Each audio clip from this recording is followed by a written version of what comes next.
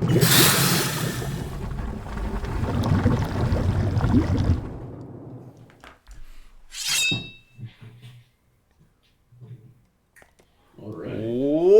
to Dwarven Forge Live. This is On the Anvil, episode 83? No. Darn. 2? 4? 6. 8. 6? No. It's 82. Oh, 82. This is On the Anvil, episode 82. I knew we were already off. I didn't have a cider. I didn't we'll get there. But anyway. It's a weird day. It is a weird day. Welcome. This is the... I have no idea what it is.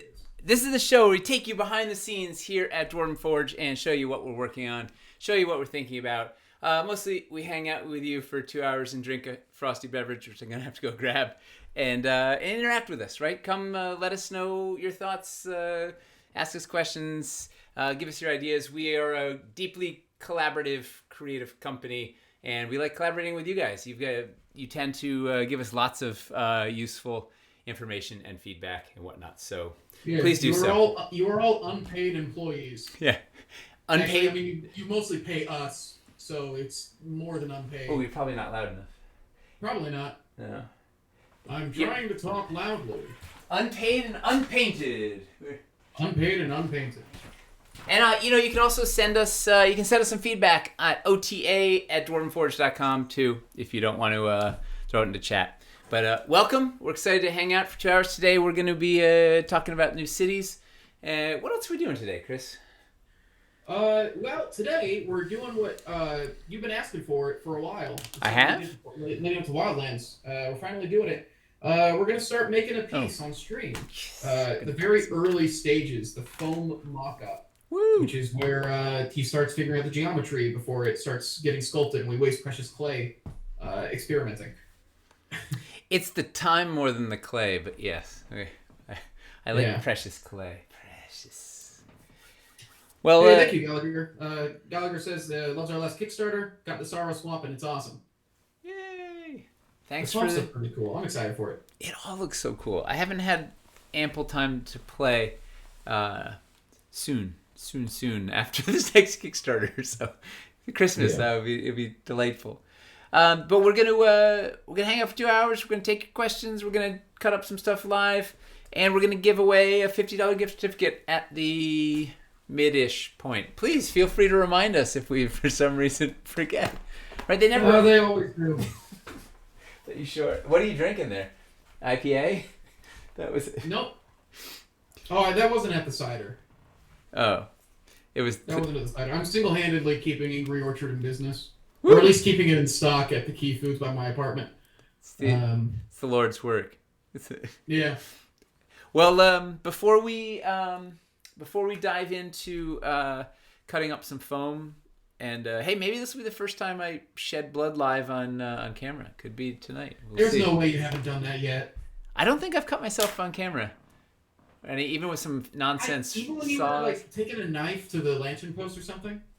No, I don't think not yet. We'll see.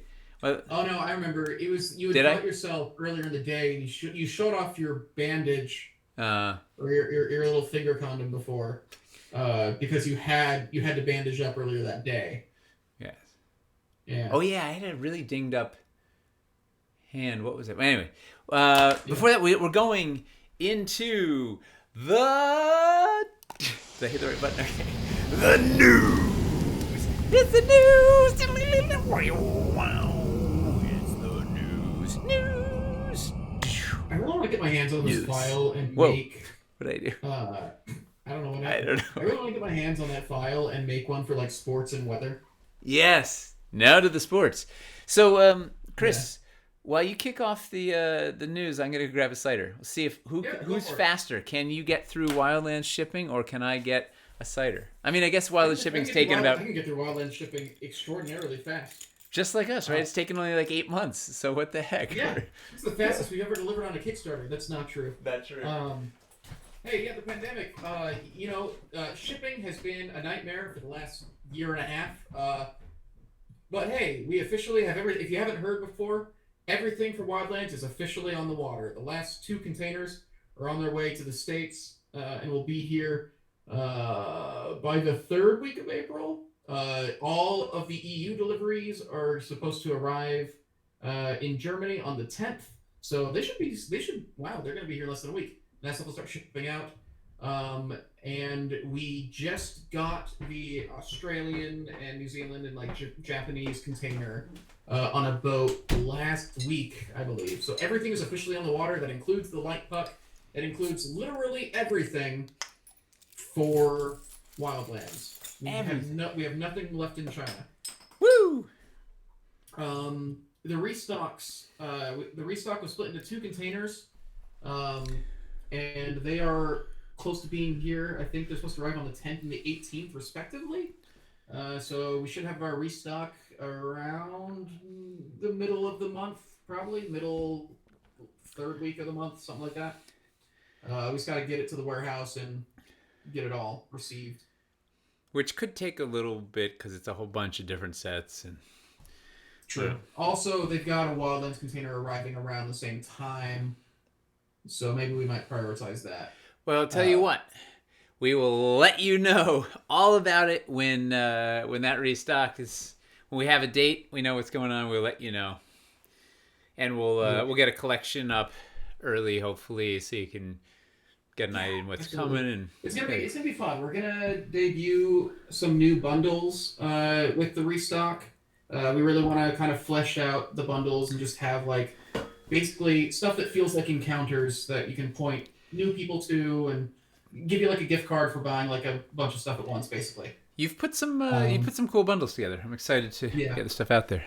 Also, if this is your first restock, don't worry about getting things right away. Everything in this restock is going to have hundreds. This is a real restock. This is not one of our like Hunger Games reserve set release. That's what we have to call it. Reasons.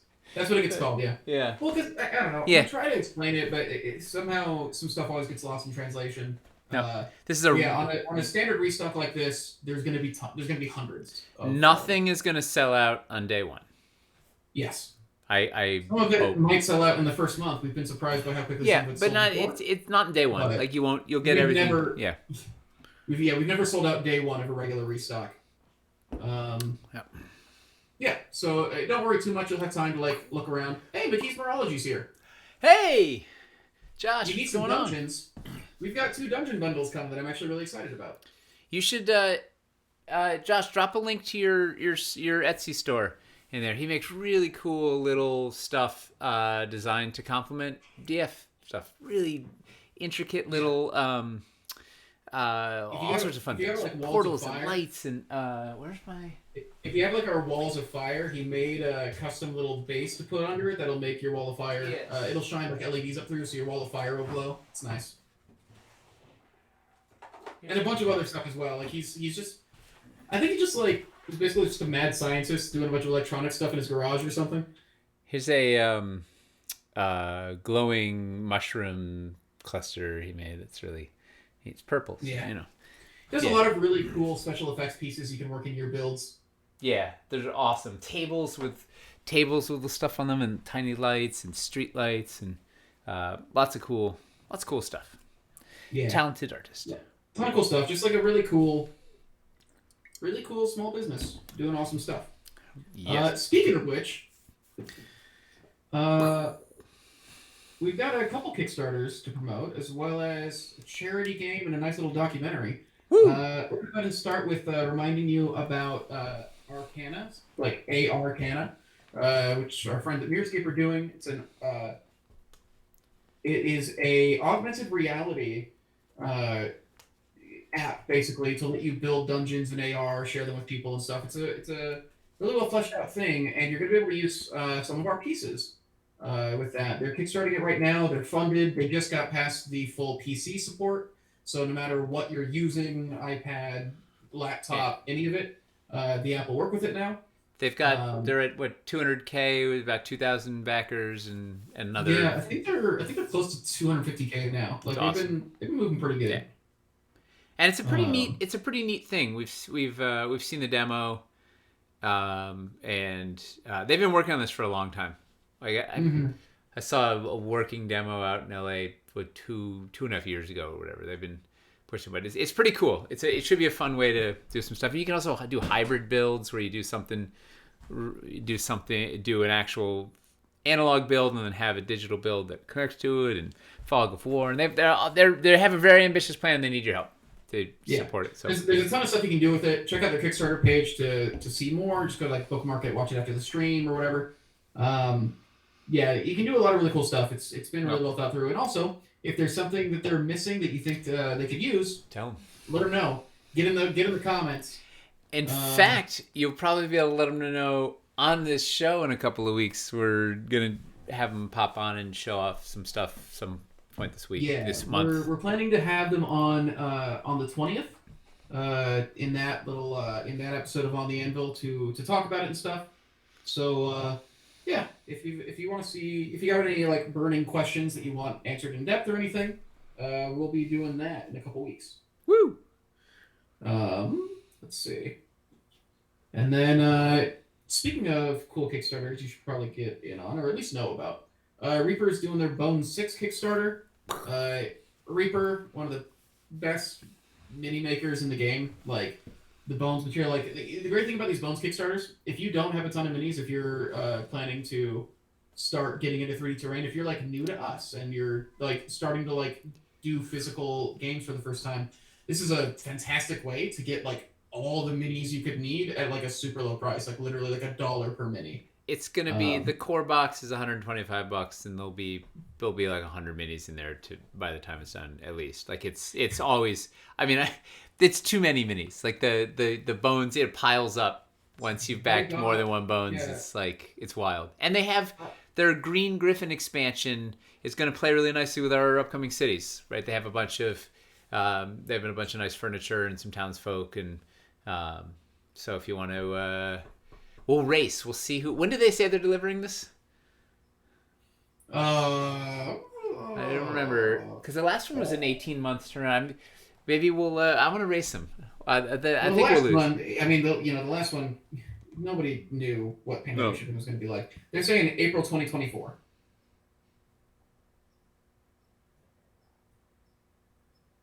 Uh-oh. We might. Uh-oh. You weren't moving? I was thinking. I was afraid my internet went out. I was deep in thought. I was, yeah. Let's race them. Let's see if we can deliver our cities too by April of 2024. The one we haven't even launched yet. Let's just. Yeah, like they're. Can we wager something with them? We don't make that many minis. So I use a lot of their stuff on. That's awesome. On our terrain. And they're really cool people. They do really nice stuff in the space. They've got like they're super helpful to like new painters and all that. They do like all these painting street, like they're just like really cool people in the industry. And I'm glad to see like this Kickstarter is also doing really well for them. And yeah. Oh, allegedly 2024 was a typo, and they actually want to do April 2023. Oh, we're gonna lose. Which is hilarious. Yeah, we can't beat that. They won the race already. And yeah, to answer, yes, the Arcane Kickstarter will be fully compatible with our underwater Kickstarter as well. You'll be able to just put your reliquariums iPads right in the tank. Yeah. Yeah. Fully. Also, we dropped that. If you haven't seen it, we dropped a surprise Kickstarter announcement last Friday, on April 1st. Coincidentally. Yeah. Turns out that was a bad time. Everybody seemed to enjoy that, which made me happy, because we were like slowly working on that for like 2 months in the background while we were doing everything else. It was genuinely when the Madrid bridge had its accident, and there was like the possibility that we lost a container full of wildlands in the ocean. That we were just like joking around in the video room. And then landed. I think Casey landed on the idea of like reliquariums. We were like, okay, we have to do this stuff. We have to do this. It's so good. So yeah, it was like a 2-year preparation for an April Fool's joke, but 2 months maybe. Yeah. April 2024. Subtle 1-inch grid is one of my favorite jokes. It's the best. Like. What else? What else in the news? What else have we got? Hey, you guys like Eli? Yeah, he's amazing. Guy does it all. You like B&B? It's okay. I play it now and again. You like You like charity? Yeah. Nice. Eli's gonna be playing in a charity game this Saturday. His game is at 9 p.m. They're doing a 24-hour marathon of like a bunch of 2-hour games. Eli's is gonna be at 9 p.m. Eastern, I believe. When do they start? They start at noon on Saturday. So he won't be in like the fully delusional. Like they'll still be coherent. Yeah. That's awesome. And yeah, he's gonna be playing in that game. We'll also be doing a $100 gift card giveaway as one of the prizes. We contributed a gift card to the raffle. So yeah, go support them. Softspire is I think they do this every year. This is their third one annually. It's for Child's Play, which is like just a phenomenal charity. We'll also be posting details on social as we get closer to the game. Yeah, Eli's gonna be playing at 9 o'clock. He's so fun. There. He's so fun to play D&D with. Like, yes, he's dynamic and he's clever and he's witty and he has all these ridiculous accents and he's just like he's a dream player. Yeah, he gets super deep into it. And the last thing, well, second to last thing, because I want to end with the best news. So the second to last thing is we recently got reached out to by some folks who made a documentary about basically playing D&D with some players who have impaired sight and just kind of that whole thing. It's called Dark Vision. It's pretty well made, like this independent documentary, and they use some of our terrain in it. So they're just like, hey, just wanted to like let you know, like thanks for we use your terrain, put a thank you in there, and it's awesome. We love your stuff. Like thank you for making it. Do they use talk about like do they use the dots dice? Jess Dempsey's she makes Braille dice. Yeah. So I posted the link to it in the chat if you guys are interested in that. We also tweeted it out today as well. But yeah, it's like a 40-minute documentary. I watched a bit of it earlier today. I don't want to watch the rest after, but like what I saw the first 10 minutes, it's like really well done. They're very charming. It's awesome. Yeah, so I thought it'd be a fun watch. Just wanted to shout that out for anybody that might want to watch it. Woo! And then the other big thing. Hey, you know what else you guys have been asking for? You've asked for us to do a foam mock-up stream for cities for a long time. You've been asking for this for even longer. Ooh, the sexy pinup calendar of the DF team. That's right. Dwarves of the Forge pinup calendar is coming. Only clad in a beard, like that's just yeah. That's it. Actually, so not that, but actually close to that. Merch. We're doing merch. It's finally happening. I mean, we've only said this like 3 times previously, but the planned launch is next Wednesday. Is the planned launch? Something might go wrong to delay it a bit, but like everything is in motion. Should be launching next Wednesday. Mace it will is definitely launch by the end of the month. Mace has been powering through trying to get this thing up, and we will have a couple of shirts. We'll see. Let's see what happens between now and then. Any merch teasers? So she's ordered some samples for us so that we can show you them next week. Is the plan. We will both be wearing some of the merch that will be going up next week's episode. Yay! And the merch isn't going to be Hunger Games stuff. I believe it's going to be like print on demand. I think they make it when it's ordered, so it's not a thing we have to restock. It is one of those sites, one of those companies that makes the order. Yeah. Should be good. Yeah. I mean, seeing like the merch that she's made as like presents for us the last couple of years, I'm very excited. Mace is like the merch queen. She's like, she's got an eye. Black tees? I can't imagine they're not. Yeah, so far our maiden voyage is all black. She did this for Christmas. The Dungeoneers pack. This last Christmas. Like, it's like a fun little backpack. It's awesome. She's really good at this stuff. Yep. Yeah. She knows what the people want. Yeah.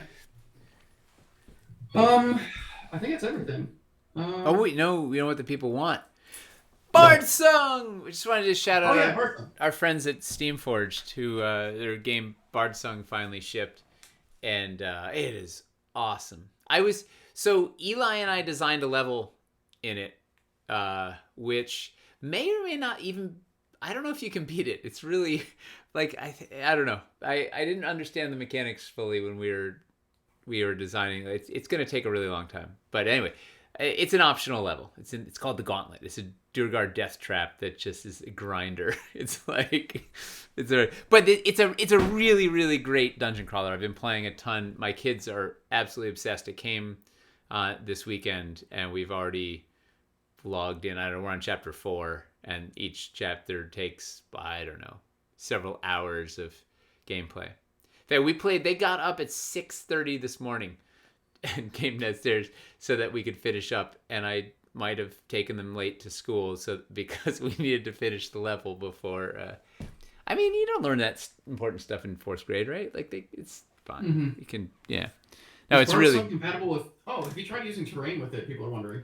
I haven't, but you certainly could. The way the rooms, it's not quite as friendly. Like Massive Darkness was really good for it because it was very simple squares. The rooms are broken into various zones. It's really neat. So God, man, the mechanics are so good. So you start on there's like an overly large board that you put out on the table, and you start at a starting zone. Is like, it tells you, depending on what type of scenario it is, there's a certain starting zone, and you put your starting zone tile out, and then it's procedurally generated. Every time you go through a door, it'll take you into some sort of corridor. You draw from this deck, and each corridor has random stuff. So it's a different random shape plus random twist. So sometimes it has monsters, sometimes there's other stuff. There's other factors. So each thing is different every time. It's different, and then each corridor connects to a room, and you're trying to get to different points on the thing. There'll be treasure chests out there, or secret passages, or you just have to get to this board on the other side. So it's kind of up to you how you get there, and you don't really know what you're going to get. So it's a puzzle. You have to build these things out and fighting all these things, and there's this mechanic to keep moving. There's like wandering monsters will show up like behind you. You have to keep rolling, and this echo follows you, and it could just be an echo, or it could be a creature, and it could be a thing. And it's like, it's the dungeon crawler made by people who are just love. Like you feel the passion in it. Like it's just, they cared about every aspect of it. There's choose your own adventure stuff where there's like the adventure book is like, I don't know, 80 pages of stuff. Plus there's 100 adventure cards. Plus there's 200 something challenge cards. Plus all this. So there's so much stuff, and like there's choices, meaningful choices in the story, and cool level up abilities. There's so much. It's so fun and so deep and fast paced, and like my 5-year-old is playing it. Like, he doesn't fully understand all the mechanics, but it's easy enough and engaging enough that he is like in it, and it's really fun. And the minis, oh man, they're like, it's so good. The poses and dynamic, and the cards of your equipment are the same thing from the sculpt and the minis, so everything matches, and it's really fun. And it's so much content. It's going to be months. Like, I don't know how we're ever going to, like, it's going to be forever to beat it all. I went all in on it because it was right after Wildlands, and you were. So I had like postpartum from the Kickstarter being over, and I was fixing it by buying things.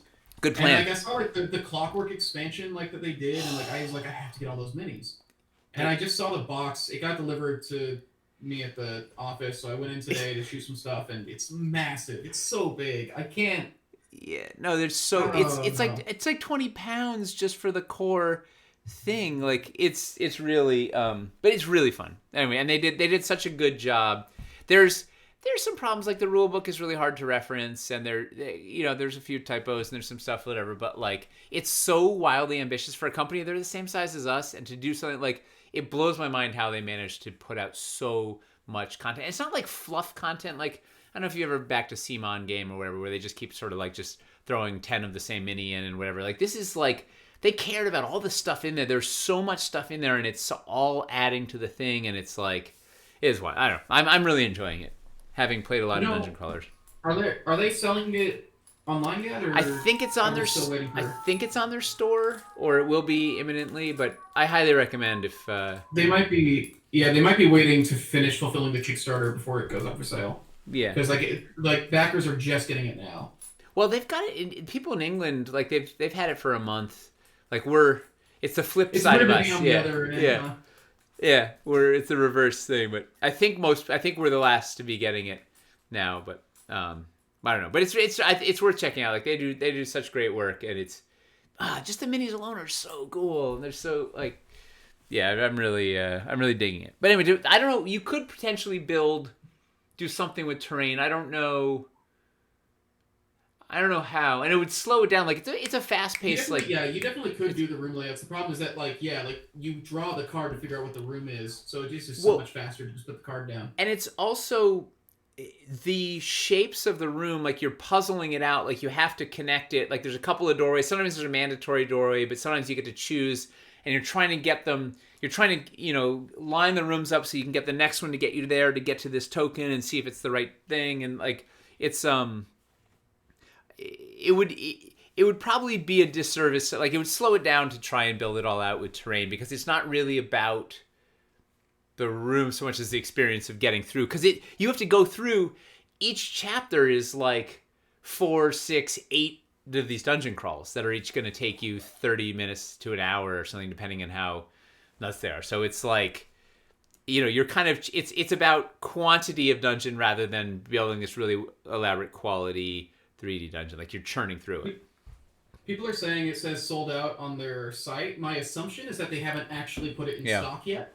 So it's probably they probably will actually put it live before long. I would check their socials or reach out to them directly, because we don't know for sure, but since they're just since backers are getting it right now, it might not have gone up on the store yet. If you did back it and you got the thing, check out the fables. There's all the Kickstarter extras in the lost levels there. Look at the gauntlet. It's like the 6th one Eli did. Just look at the map of it. When you look at most of the maps, are like a couple of nodes. I think we have like 16 nodes or something in it. It's like, it's stupid. Anyway, check it out. Bard Song's awesome. We love those guys. Yeah. All right, should we cut some? Let's get into the business. I have to get official. I got to put on the smock and get to work. Oh, yeah, your dress clothes. Yeah, get the uniform. I don't want to get my good clothes dirty, Mostly, I just actually like having a place for my tools. And I can bedazzle myself with some pins. So if you have a fun pin, send me a pin. I'll put it on here. All right, so let's go into creation mode.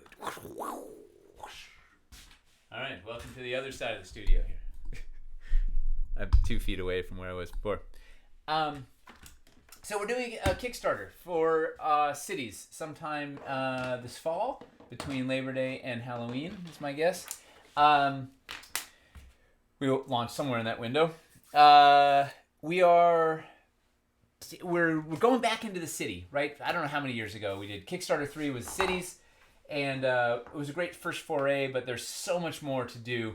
And so we're going in, we're going to expand on some of what we've done originally.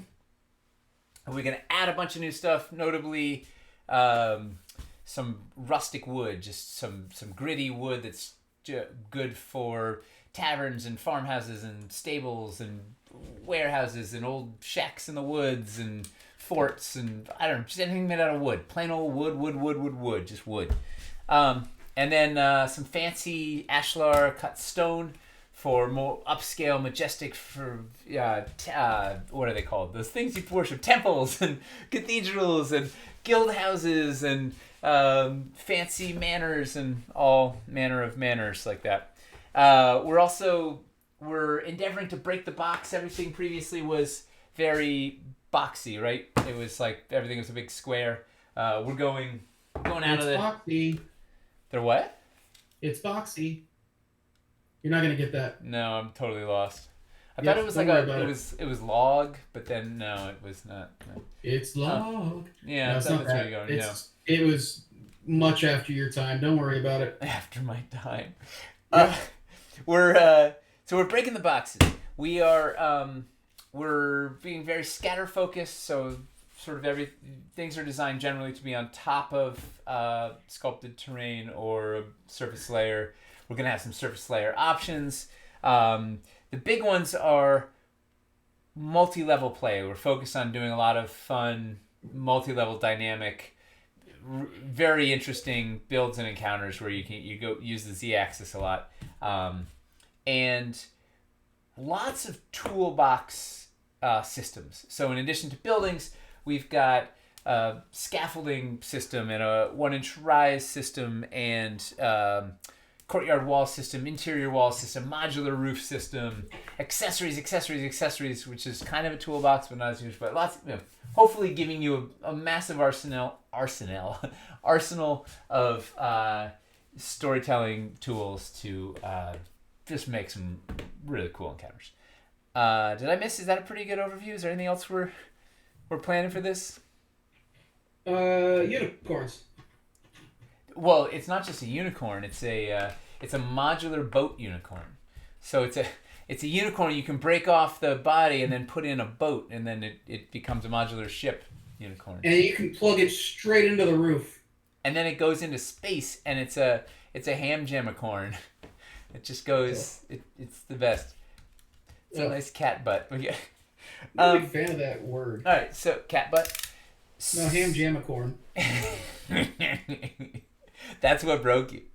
So we're gonna make a. Oh, actually, before I start cutting up some foam to do a thing, I wanted to talk a little bit about the pledges and stretch goals and see if this is a good plan. It's sort of fresh off Tyler and I were meeting today to sort of go through it. Before all that, the big disclaimer is all of this may change, right? We are months away from launch, and if we've learned anything, it's that stuff changes a lot. So everything that we're showing you, this is works in progress. Things could get eliminated, things could get added, things could get tweaked, where all of this is subject to change, radical change. So that's also why you're watching the show. It's kind of fun to be behind the scenes. So our plan we're trying something different with pledges and stretch goals. And we've talked about it before on the air. It looks like it's going to work, but I wanted to talk it through and see if anybody had how it's still feeling. So the plan is that we will have the pledge levels, like I'm going to make up some increments. So we were saying there'll be a $100 pledge, a $250 pledge, a $400 pledge, a $1,000 pledge, etc., up to whatever it is. Each pledge will have a couple of samples. So your $100 pledge gets you the little creepy cottage, or the little tranquil stone shrine, or whatever, some sort of sample build, or Spumoni's Bakery. Or cannoli store. Yeah. We gotta do Spumoni's Bakery now. It's canon. It's done. Cannoli's. It's so you get each the $100 pledge gets you. It could get you this, or it could get you this, or it's a la carte. So basically, every pledge is going to be a build your own pledge, in addition to having the things you could see. So the idea is that everybody gets to participate in stretch goals this way. So if you previously you went for the $10 build your own pledge, and you'd spent $2,000, and you wouldn't be getting the stretch goals that the person that went for the $2,000 pledge would get. This way you go for the $2,000 pledge, you can get whatever the heck you want, but you're still getting all the stretch goals. So hopefully, and there is still value in getting what would have been pledge levels before, which would be like the sample builds for each of those things. Just in that there will be a built-in discount basically to getting the Heroes Guild or some whatever pre-built building it is basically. The cannoli factory, if you bought it a la carte, might be $420, but you'll get the whole thing as the $400 pledge if you want, if that makes sense. Yeah. Right. So we have sort of some hero buildings or hero builds at each pledge level. At least 2 flavors. There might be even more flavors. And then the other cool thing is we get every day. Toby can do a build on Monday that's like, hey, this is a build, it's $500, it's these sets. So you could pledge for the $400 pledge, add another $100, get all these sets, and boom, you could do this build. On Tuesday, Chris is going to do a build, and it's the the double cannoli factory, and it's the $200 sets. You okay over there? Yep, she's laying on. I was afraid she was gonna send. So my cat is sending you 0.122222223 currently. It's a secret code. Full on laying on the keyboard. No. I'm sorry. And then on Wednesday, Hamster does a cool Battlefield build, and it's this set. You know, it's the same as the $7. You can use it as a $700 pledge or whatever. So the idea is it's gonna modular sets that make up the pledges. You can choose a la carte, or you can get these things. So far, does that all sound exciting and appealing and like it makes sense? Everybody seems into it. Okay. So then, Let's see. The stretch goal plan is that we are. It's so much easier to see on a chart, but the idea is that we will have a couple of different tiers of stretch goals, like tier 1, tier 2, tier 3, tier 4, and each of those tiers will have multiple flavors. So you will be eligible for a certain quantity of a tier, and then you get to choose your flavors. So that $100 pledge makes you eligible for one tier 1 stretch goal box, and then you choose your flavor. Do you want wood building pieces, stone building pieces, low town accessories, or high town accessories? So that means if you want, you want more cool little fiddly decorations, you can choose one of the decor packs. You want more building pieces, you can choose the buildings. You're getting that cannoli factory. That's clearly it's high end. It's ashlar, right? So it's like that's stone. So you say, you know what, I want the pack of stone building piece stretch goals, so I get more building pieces because that's what I care about or whatever. At that $100 at the $200 level, you get a tier 2 box. So it's like 3 times as big as the tier 1 box. So you're getting kind of like, it feels like 3 times as many stretch goals as the $100 thing, but you're only spending $250. And the same thing, you can choose your flavor.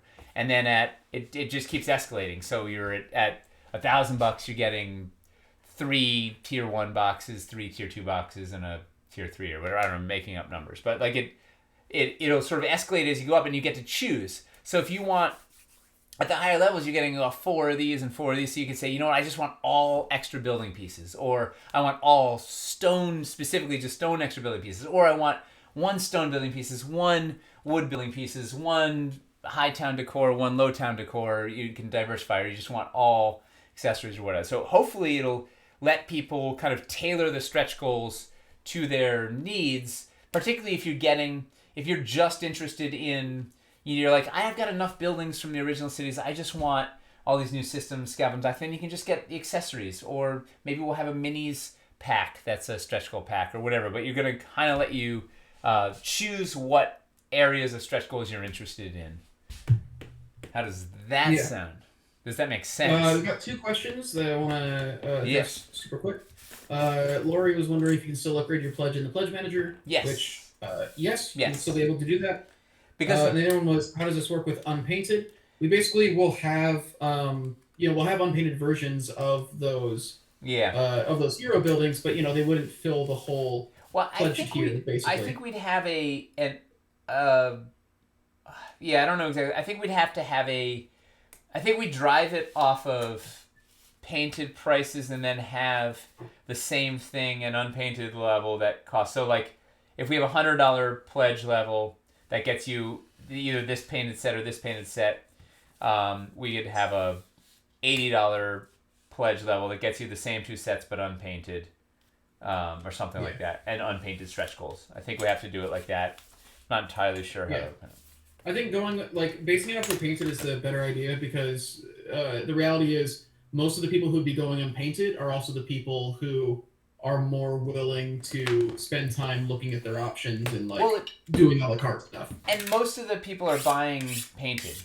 80% of people are buying painted. So we kind of use that to drive most of their stuff. So the big quick, I don't want to think about it, I just want to buy a thing. We should focus on the painted for that, because most likely those people are going to be buying painted. But the nice thing is you don't have to choose until you get to the pledge manager. You don't have to choose what you're getting, right? So you could get the $500 pledge, and not really be sure, do I want one of the pre-made bundles or do I want to go a la carte? Of the pre-made bundles, there's two we're offering or three you're offering or whatever. You don't have to choose until you get the Pledge Manager, and you could always upgrade or whatever, and then you'll get all your stretch goals. And you can also combine, right? So you could be, if we've got a $1,000 pledge and a $250 pledge, but we don't have a $1,250 pledge. You could just get the $1,000 pledge and the $250 pledge, get the stretch goals with both, and have, you could get the pre-made for $1,000 and then use the a la carte on the other $250 as a la carte. And I think it'll give people like maximum flexibility, and everybody gets to participate in the stretch goals, right? Everybody gets stretch goal packs with flavor, like you get to choose. What was the other question? And you will be able to choose some painted things and some unpainted things as well. You don't have to do all one or the other. Yeah.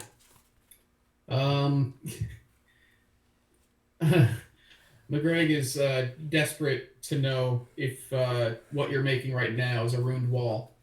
It might soon be. What I'm doing right now, I'll show you. So, wait, does this all... We'll talk about this thing in a sec. So far, everybody's been super into it. All right. Anybody see any flaws in the system? Let's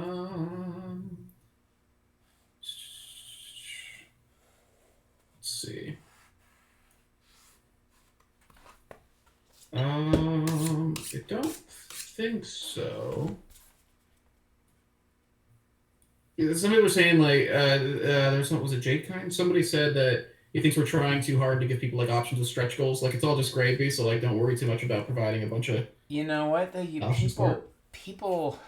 The problem is people do care a lot, and also that people's buying habits are all over the place. Like we want to be able to give people. If you already have a bunch of city stuff and you don't want any of the new buildings, but you want modular roofs up the wazoo, like, it doesn't make sense. We could give you a bunch of stretch goals that you wouldn't be able to use.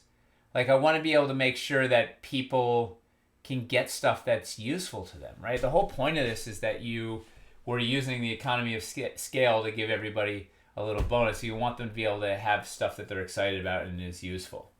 And there's going to be such a range of stuff that, like, it's hard to make a sort of a one-size-fits-all pledge because there's different styles of buildings and there's all these accessories. So I think we're trying to make it so that people can get the things they want because this stuff is expensive, right? And people have very different needs for what kind of stories they're telling and how they're telling them. So I don't know. I just want to make sure that if they're getting stuff, they can get what they're really... I want people to be excited about it, not feel like, oh my god, I have to spend this $1,500 and I'm not even getting what I want. Like, some people are saying it sounds too complicated, but it's probably just because it's abstract right now. And I think the main thing is you will still have the option to just say see the thing go oh yeah, that's like the pledge I want, and then just point at it and pick that. You in the pledge manager you have your pledge. You say, oh, I'm in at $250, the $250 pledge,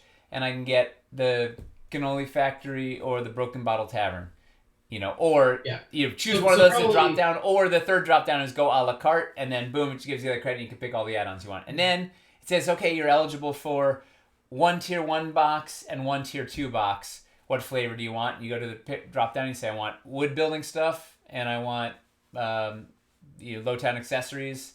And off you go. You go click, and you're out. Or you can get crazy granular and just, get a la carte. Yeah, I don't think it's actually as complicated as it sounds. I think just we want to explain every bit of it, which leads to a lot of... Yeah. And because it is in the abstract, it is harder to get. But, this decision was basically just taking all the post-mortem stuff from Wildlands. It's just trying to address a bunch of problems we generally have at once, which is the stretch goal issue with it kind of punishing people who do a la carte, which we don't want to do, but it was hard for us to figure out how to do stretch goals otherwise.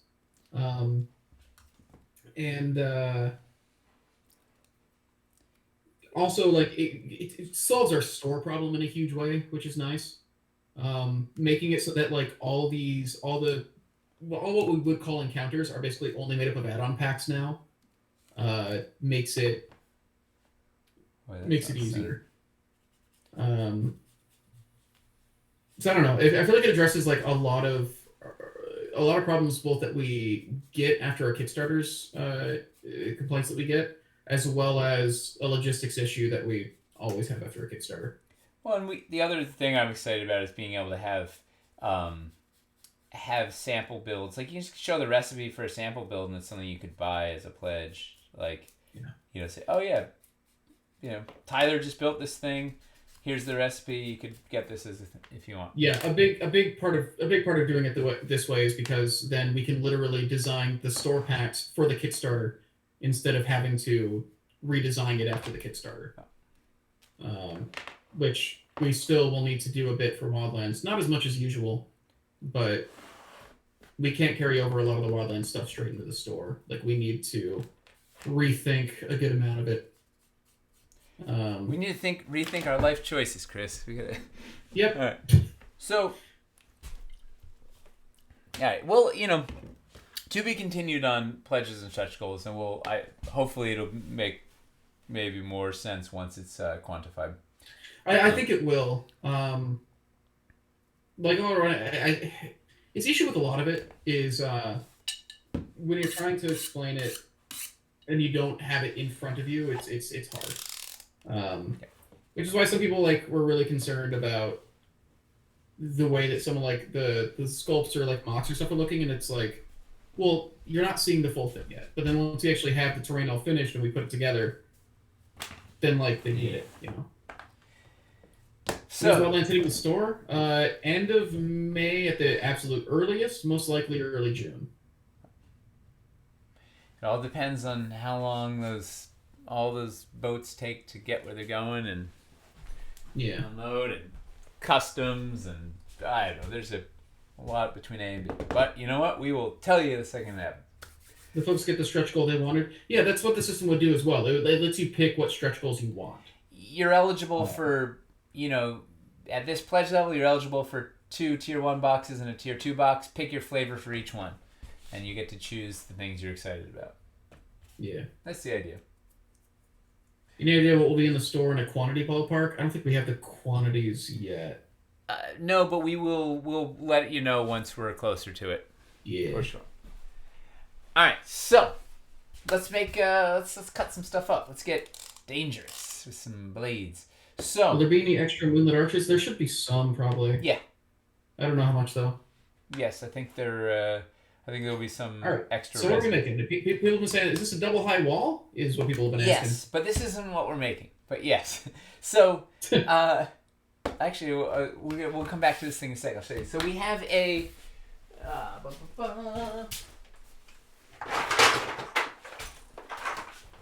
We have one of our toolboxes in this, and don't be alarmed that these are just these are 3D mocks. These are not the sculpts. Right? They're being sculpted as we speak. Actually, these are almost done. Being sculpted as we speak in beautiful monster clay. The idea here is this is our Courtyard Wall system. So these are going to look like field stone with a nice little trim at the top. They'll have a pole accessory hole in the top. This hole is too big. This was I think for whatever reason this was a city builder peg hole, whatever. But they will have a little pole accessory hole in the top. The idea is they are designed to fit over your existing walls. So you can take your existing walls or new walls and build yourself a courtyard, something, right? Like take them and make a garden or a wall around your manor or your graveyard or whatnot. People are saying what? Yeah, generally. And then you got the pole accessories on top, so you can put gargoyles and stuff. This will be really good for doing graveyards and stuff. You can do graveyards. You can do a little yard in front of your house. You can do. You could even use them for interior walls if you wanted, or you could use it just to fence out do a pen for your cattle, or I don't know, any sort of outdoor or indoor, whatever, any sort of wall, and it works with the idea is if you have, you might already have a whole bunch of fieldstone walls. It lets you do something with these walls in the new city, as well as we might have an option for something new in there as well. So this is an example of a toolbox system they're doing, right? It's just going to be a bunch of these things that are going to let you build a whole bunch of different things for your, it's a toolbox that you can use to construct stuff in a variety of ways. What's the big O? Hey, Nate. Yeah. Do you have any of the cages there? Will this take cages? I think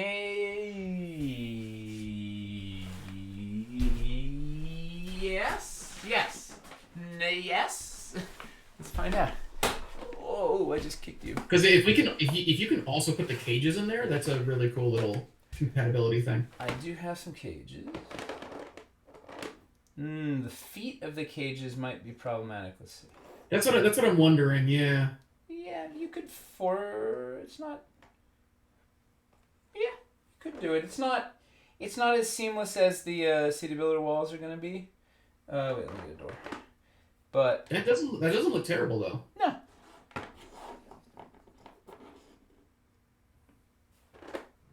What does the curve look like? Because the curve doesn't have those feet there.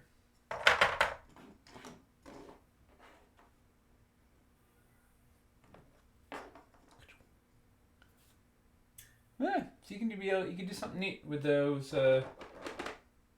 Yeah. Perfect. Yeah, it's not like an exact fit, but it's definitely close enough to work. Whose idea was that? This is also why I love this show, right? This is you guys sometimes beat us to the next idea, and it's just fantastic. The feedback. We also get some wonderful emails. People send us some great names. Like we really I truly enjoy these ideas and feedback. Yeah. That was Neofoya's idea. Although now someone's asking us to try it with hedges. The hedges are wider, right? The hedges are wider. The hedges are gonna be too wide. Yeah. But yeah, that's the thing. It's a toolbox. We're gonna give it to you, and you're gonna end up doing all sorts of fun things with it. I'm not sure what they're all gonna be yet, but I can't wait to see. So anyway, this system, it's a toolbox. It's gonna let you you can use any walls, right? You could use the new wooden walls. You could use ashlar walls. You could put Tudor walls in there. It might look silly. You could also put you could put LEDs on there. So if you wanted to have like a nice, night lights along the thing or whatever, I don't know. It's going to let you basically take any city builder walls and do some scatter based stuff, particularly for outdoors, right? Great for war games if you want to just set up some really interesting stuff to break your line of sight. What's oh no? They're like, hey, you could probably put the wall of force in there. You definitely could. We're just gonna do a bunch of compatibility with. You could. I'm not even gonna get to the thing because we're just gonna try putting different things in this. It's yeah. Yeah, the wall of force should be thin enough. It's roughly the same as the city walls, right?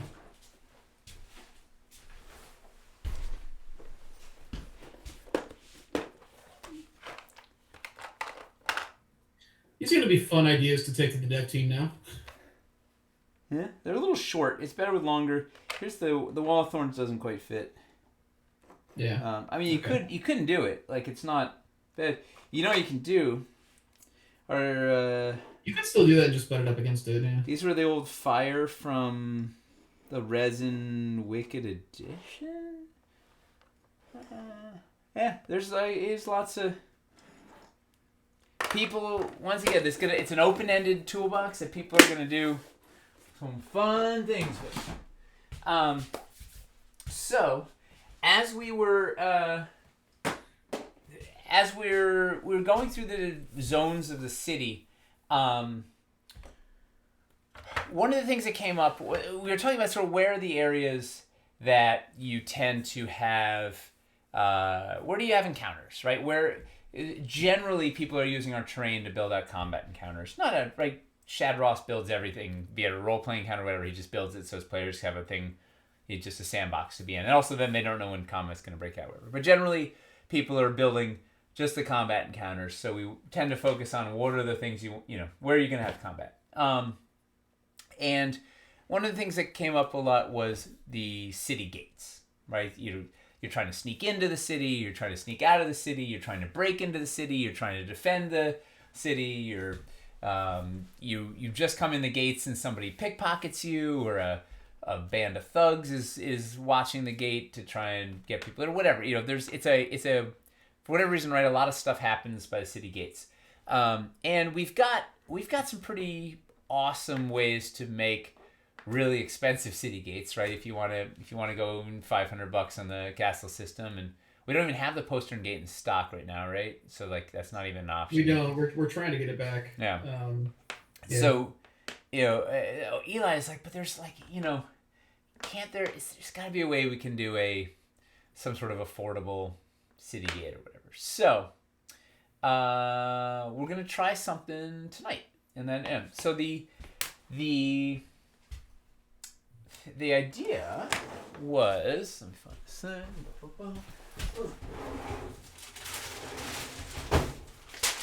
Oh, and I should explain what we're doing here. So this is like Chris was saying before, we don't want to burn precious clay till we have to. Sculpting time is enormous, right? The time it takes to sculpting one of these things is it's 2-3 days of analog sculpting, but doing it in 3D really fast, right? That's half an hour or whatever. Doing it, I initially did it. They started in just a quick foam mock, right? So this was just this took me 15 minutes to quickly say, hey, is this sort of a thing gonna work if we make a thing with ridges?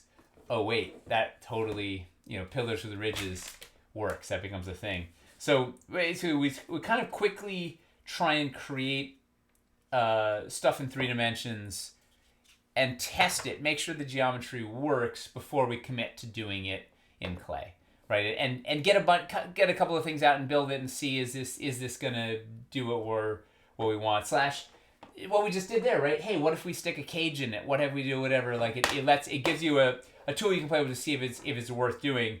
And then once you say yes, so you figured out all the things, iterated on it, tweak it, and say, okay, now let's push it to clay and make it a thing. So the first step is generally drawing a sketch and then turning it into some sort of mock. And then if that's great, then it gets blocked up and sculpting clay. So this concept this is how wonderfully painfully analog we are. Can you see there's tea stains all over this? Oh man, it's all blowing out. Here. All right, so this is my sketch. So this is I did a quick 3D sketch, but this was like I like to sketch true scale on 1-inch graph paper, so I can just sort of get a sense of what it's actually going to feel like. And then if I like that, I'll turn it into a foam thing. And then if that's awesome, then I show it to dev team, see if everybody else thinks it's awesome, see if there's any iterations we need, and then iterate till we're happy, and then ship it off to sculpting. Miles makes a block, and then somebody starts sculpting. So the idea is to make, this is really blown out. I don't know how to, there. Just drop the f-stop on the... Yeah, I don't know where the dial, maybe it's this one. I haven't, on this new camera, there you go. I did find it.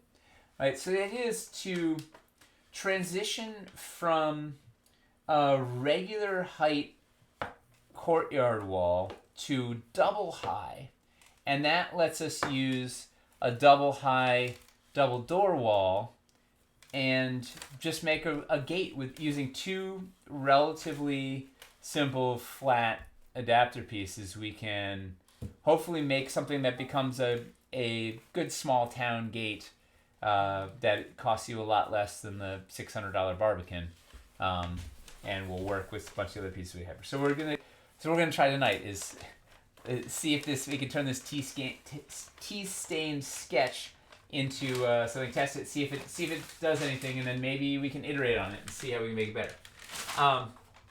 So, to that end, I've already I've glued, good old Gorilla Glue, glued together a couple of, these are knitting blocking mats that are my favorite thing in the world because they have a 1-inch grid on it, which really makes everything a lot easier for me in analog world here, because I already know where the 1-inch lines are, particularly if I want to transpose a drawing that I have on a 1-inch grid onto here. So we're going to draw something out here, and then we're going to go cut it up and play with these pieces. So what I was doing here was I don't have a mock, for whatever reason, I don't have a mock of a double high, double door wall, so I really quickly just roughed out one of these so we can use it with this thing to see how it's all going to work.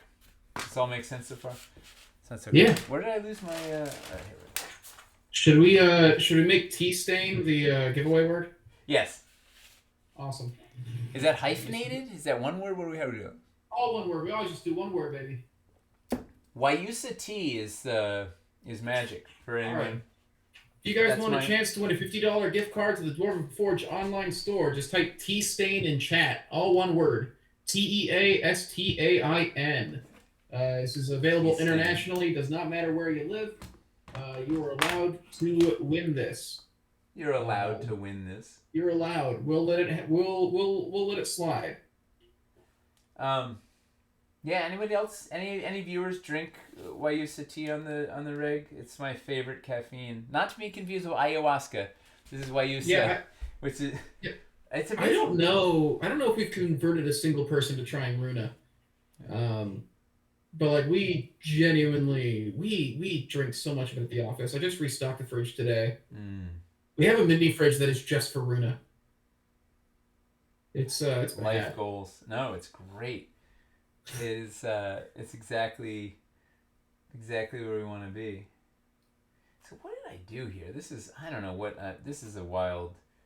All right, so I don't know what exactly I was going for when I did this out. I was getting overly complicated, but let's see. I know, first time for that. I guess I was trying to make some sort of decorated bit. I don't know what.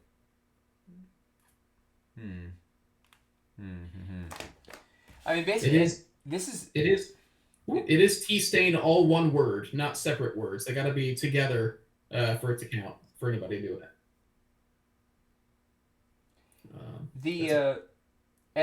This is. I feel like this is very indicative of our whole process is generally like this, just kind of painfully analog, which is also maybe part of the charm is that we.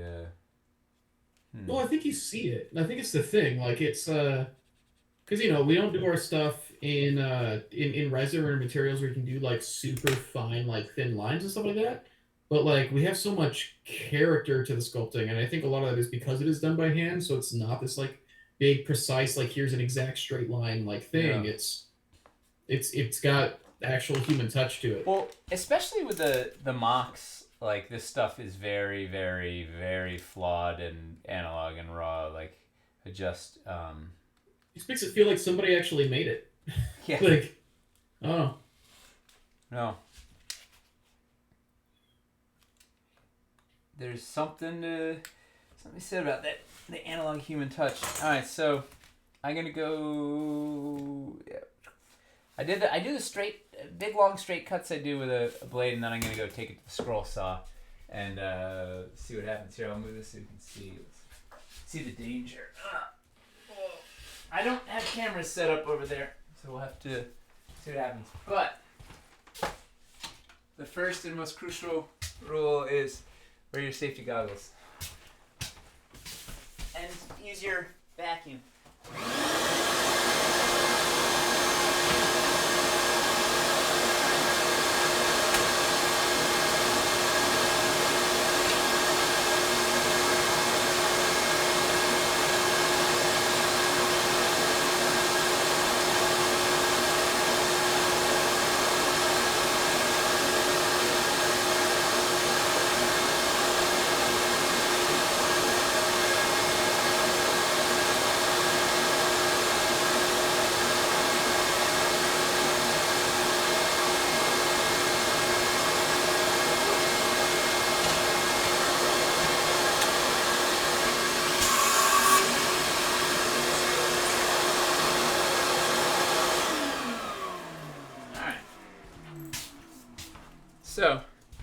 It's kind of, I don't know if I like this curve is kind of messed up too.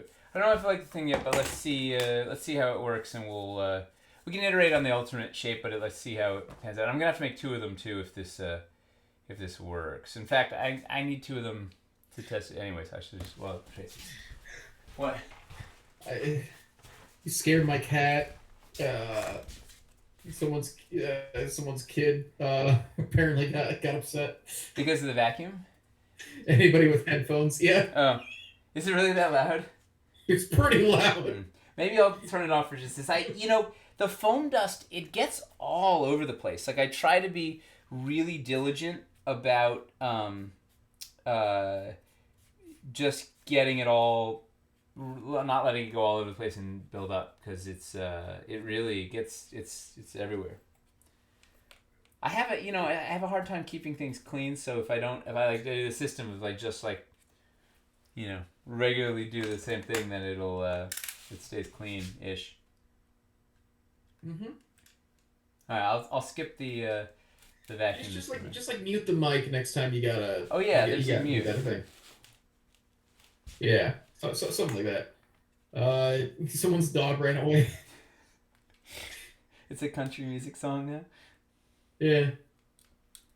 Their truck broke down. Man. Yeah. Mute. Let's see. What wait, it'll mute you also, but.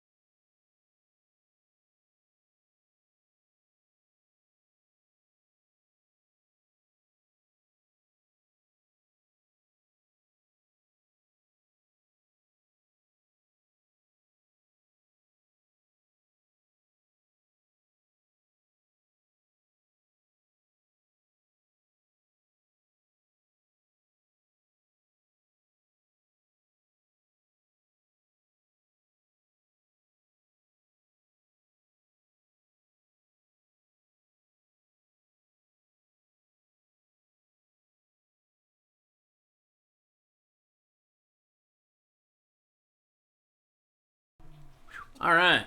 How was that? Better? That was great. That was way better. Yeah.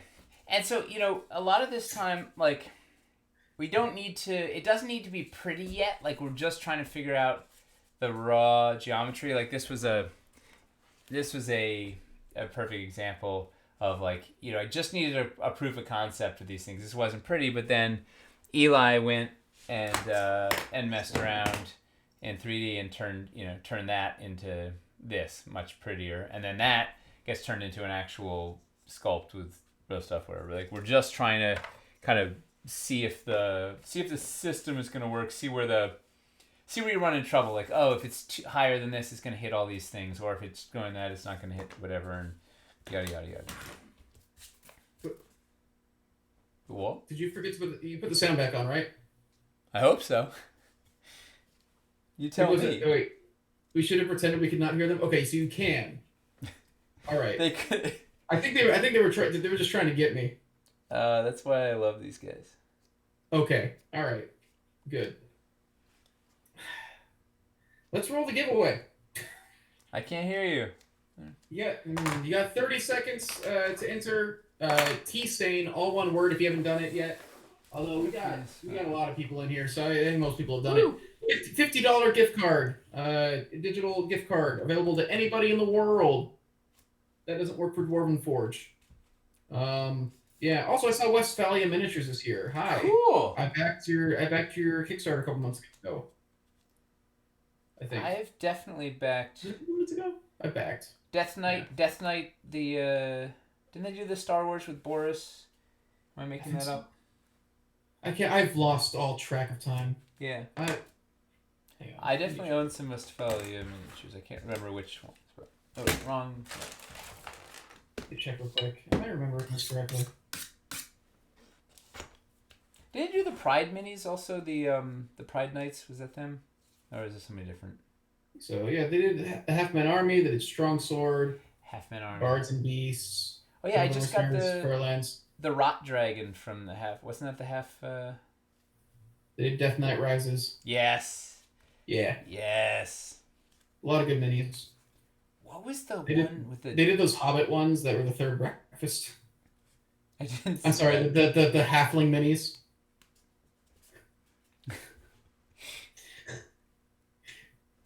Good Which stuff. is just another term used in Lord of the Rings for the hobbits. Like, yeah, it's so thinly veiled. Like they really. All right, gonna roll the giveaway.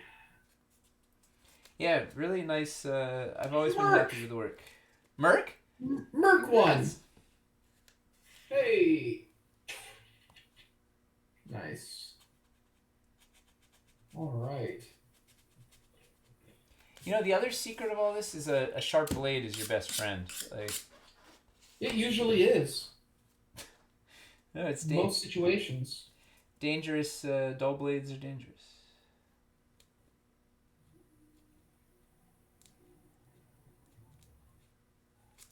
Boy, is this gonna work? I should. You know what I should have done? I just whispered to you. I assume that you're gonna want it sent to the same email you've used before, because I think you've won stuff before. I whispered to you. Just let me know if it's a different email or anything. And yeah, we're good. All right, not pretty, but it's kind of gets the idea. This means we only do an Arcane Teleportation, right? I did the wrong. An Arcane Teleportation gateway that works with this system. Like a double high, like portal that'll slot into. I cut a single high. I'm on the wrong side. You okay? Yeah, I need a Command Z. Nice. Oh. In real life. I did the wrong. I did the wrong side, but it'll be okay. Well, that's the thing. It's cheap, fast foam, so it doesn't matter if you make mistakes. That's the whole. Just try and. It does mean we're gonna wind up turning the vacuum back on again. Yeah, no, we will avoid. There'll be no further audible vacuums on this this episode of On the Anvil. That means it's just gonna be completely blank. We've sacked the person responsible for vacuuming. Jake, I was wondering if you're gonna notice the error. Which error? Oh, they saw that I was doing the wrong side? Yeah. Yeah. It's hard, talking and thinking at the same time. Hard. Apparently someone named their dog Stain, so it's been a good night for him, I guess. Nice. Everything I've been saying. Somehow that vacuum has to show up in one of the city builds. There's just one like anachronistic vacuum inside all this fantasy terrain. Yeah. Yeah. Gnomes need a way to pick up their pipe ash. Don't gnomes smoke a lot of pipes? Like, isn't that their thing? They should. I think that's just a lot of. Well, I guess it's more halflings just off of the whole Hobbit thing, right? Fine. Ooh, that's much. I think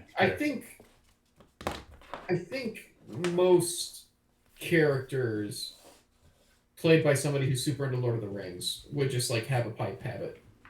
Have a pipe habit. Yeah. Am I wrong? No. And again, I drew on the pretty side too. Like, so stuff will generally have like a clean side and a dirty side. I try to do all my lines on the dirty side and then have a clean side. And I both times I drew on the wrong side. But we'll get there. I could also just split this and then cut it and put it back together. But whatever. It's all part of the fun. Anybody find any problems with this thing yet before it's built? Let's see. Yeah, they don't know how they feel about the color. Well, that's why we have a paint team. Doesn't seem very textured. Needs more cobble. It's, you know what? It's finely wrought white marble. They can't tell the. Oh, you guys have been saying you wanted marble for ages, so like. White marble. This is what you get. Surprised no one's asked for ungraded. That's Well, see, this has gridded and a gridless side. oh, that's the best. You know, I realized I'm going another blade.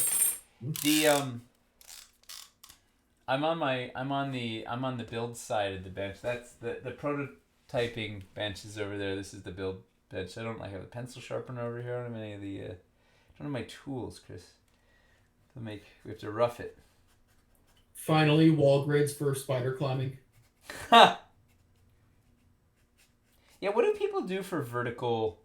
How do people handle the hypotenuse and vertical movement and measuring?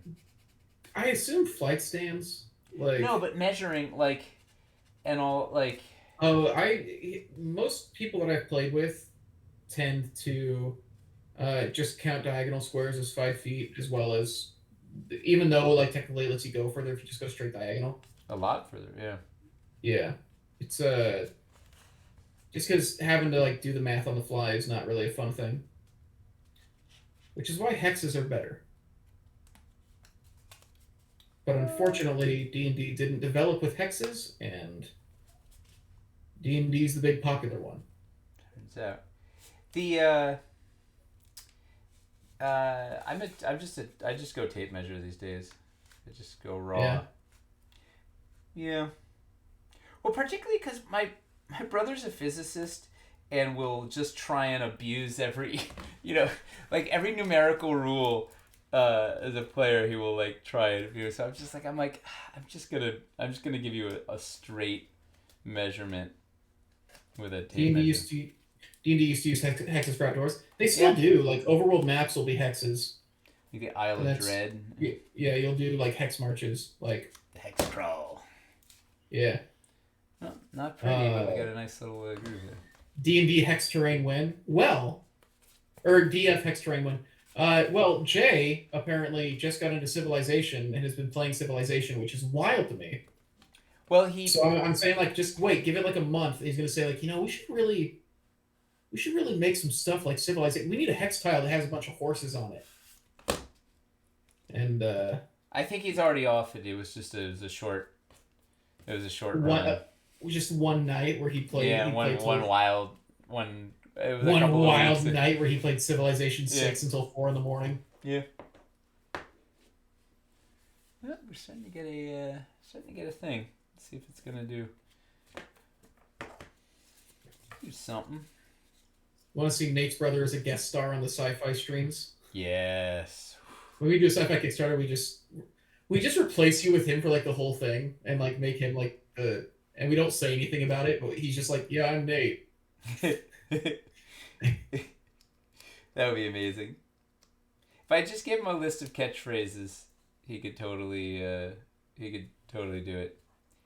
I think I've told this tale before. We used to LARP together, and he there was one game that he hadn't played in a little while, and he came back and he was playing a new character. I've been playing this Dark Elf for ages, and he came back and he was playing a Dark Elf. So we're all in makeup and everything, and in the middle, I don't know, it was 4 a.m.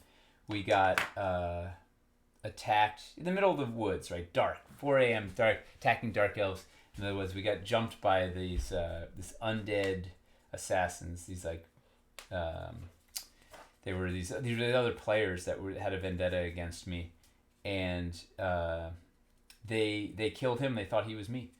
I was saved by they full on murdered him because they thought he was me at 4 a.m. in the woods in the middle of nowhere in full makeup. He saved my life inadvertently. It was good because it was kind of like a throwaway character, so you didn't mind.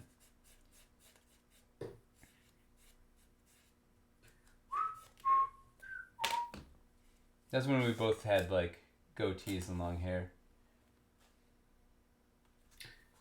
Would this gate allow for the double doors from the dungeon to fit in? Yes. So the idea is that I haven't really explained it. Yeah, you just said the gate basically said is this going to be bars that slide in? Is it the double door system? So this is Imagine this is a double high city builder wall that takes our double doors, the double door system, double doors. I heard he was dead. You've ruined that for me. No. Alright. So this alright, so double doors, yeah, we'd take the double doors. Whatever flavor of double doors you've got, stick them in here, right? Because that's the fun. If we can expand if we can just give you more ways to use your existing pieces, plus some new double doors that you can use with your other pieces, like it's just win, win, win, win, win. Especially when you make those double door packs, so you can just get double doors more easily. Let's not get ahead of ourselves. That's a April of 2024 sort of thing. Yeah, come on. We can't make our stuff accessible. Oh. It's madness. Imagine if we did an exhaustive review of the dungeon sets and nonsense. Yeah. Could possibly do that. It's challenges those production times, but well, we get there. Yeah. Well, at least that's largely not stuff that we have to do, you know. Will we be getting some new double doors with griffins on them? We don't know what the design is yet. There will be some new double doors, but... Or in general, what kind of new double door cells are we thinking about? Gentleman Wake says we need 100%, or we 100% need iron rot double doors. Hey, Omar's here. What's up? Yeah. We have such just an awesome audience. Like I love having so many familiar names and having faces with a lot of them. I cannot wait for Gen Con and see if any of you are going to Gen Con. I can't wait. Please come up and introduce yourself. I'm really excited. It's nice to place the face with a screen name. Yeah, we're gonna tear it up at Gen Con. Yeah, what do we have planned, Chris? What's the karaoke? Oh. Every night. Every night at the booth. Different karaoke bar every evening. No, at the booth. Yeah, we could. That'd be fun. That's how we bring people in. We've got a karaoke station. Can you imagine? We just like cranking karaoke. It's 9 a.m.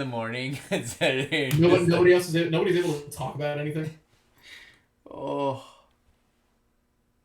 that would be something.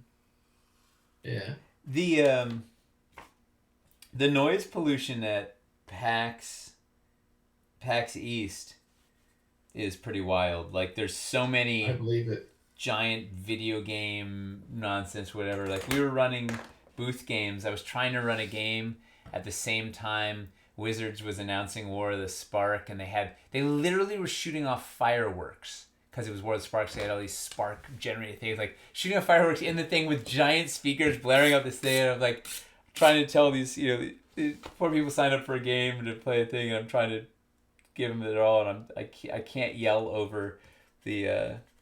I can't compete with like 40,000 watts of stereo system that's blaring Magic the Gathering music and literally fireworks. It's pretty cool. As long as we can belt out the DF theme. I mean, we can make a karaoke version of. We have the instrumental, right, without vocals. Yeah. We can do karaoke for. Karaoke Dwarven Forge. That's amazing. We can do that. That's these are life goals, Chris. Let's. Keenan's asking if there's been any internal discussion about the lore of Kalen's here. I'd love a little PDF write-up. We have the seeds of lore for a lot of stuff, actually. Yeah. Before Wildlands, we when we were doing those games on the channel. Yeah. We designed the world of Dwarven Forge basically, and we've got a little document, and a bunch of people on the team. We all wrote different parts. I designed the Arctic area. The Blindlands. I want to run a thing in that so bad. It's such a cool thing. The challenge is, in general, people don't seem that interested in written material. Like, it turns out they're coming to us for terrain. And it's just fun to do. I love it. I love it's just it's a bunch of time, and we have time as our super precious thing, and there are definitely people who are into it, right? We have some diehard folks who are very excited and want hardcover versions of the modules and all this, but the numbers overall are not very they're not very high nor very encouraging. Like it's not a we definitely couldn't do like a source book Kickstarter and feel comfortable about it. No. Well, it's time could be better spent on other other endeavors and it's incredibly fun and rewarding. What is nice about it? So like when we made the document, the first thing we did was we were like, okay, what are all the places we have already designed? So we put out Dread Hollow, we put Bleakmire, Aranthor, Kalen's here, the Aranthor Mountains, like all the places that we have already made. The Dungeon of Doom is a place in this world, and the lore, like all that stuff does exist and all that. Spirit Tree, and Cavern's Deep, and so what was fun about like designing like the desert or the Arctic or like a archipelago where it's a lot of beach and stuff is it's kind of like, okay, so what could we do with this? And so that might actually inform like some creative ideas we might get if we go into those areas. Well, and like what's the generic, like what's the one thing you need for each zone to do a thing? It's pretty. How many war penguins are in the Arctic? Oh yeah, I designed the penguin species. The Sphinx monsters. The Sphinx.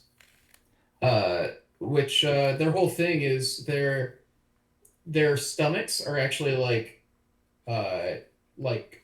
hard and like chitinous and actually like come together into like a point, almost like the bottom of like an ice skate, and so they genuinely like on their stomachs will like speedily like slide along the ice, like carving like a path. Like they basically function like ice skates when they're they're war penguins.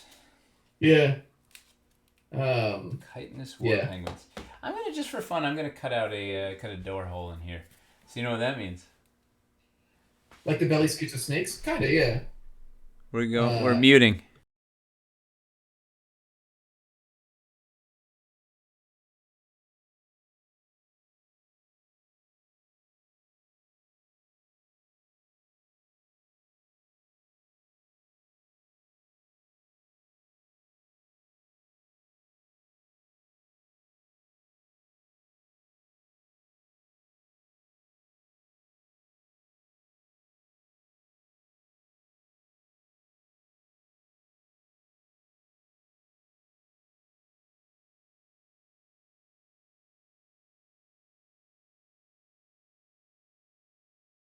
This part is I muted and I forgot to turn on the vacuum cleaner anyway. It's amazing. Let's see. I can't. There goes the war penguin explanation. Oh, we lost everything? They're just messing with you. Nate Muty, so kitty cam. The cat is over in the hallway staring at me now. She's not over here. Let's see. Is that the Life Aquatic? It is. That was the Life Aquatic is my favorite movie of all time. And that is it's a piece of Steve Zissou. What's his name? Somebody at Comic-Con 2018 drew it, and I was like, I just really like that. We're not messing with you. We can't hear you. Wait, what? The sound. No, they can. Did we not run? They are messing with me. Is that signed, or did you get someone to forge it? Yeah, it's signed. It's not signed by anybody noteworthy, but it's signed. Oh wait, I'm gonna leave this thing on. I'm just gonna. He's a really good artist. He did a comic. Are you muted again?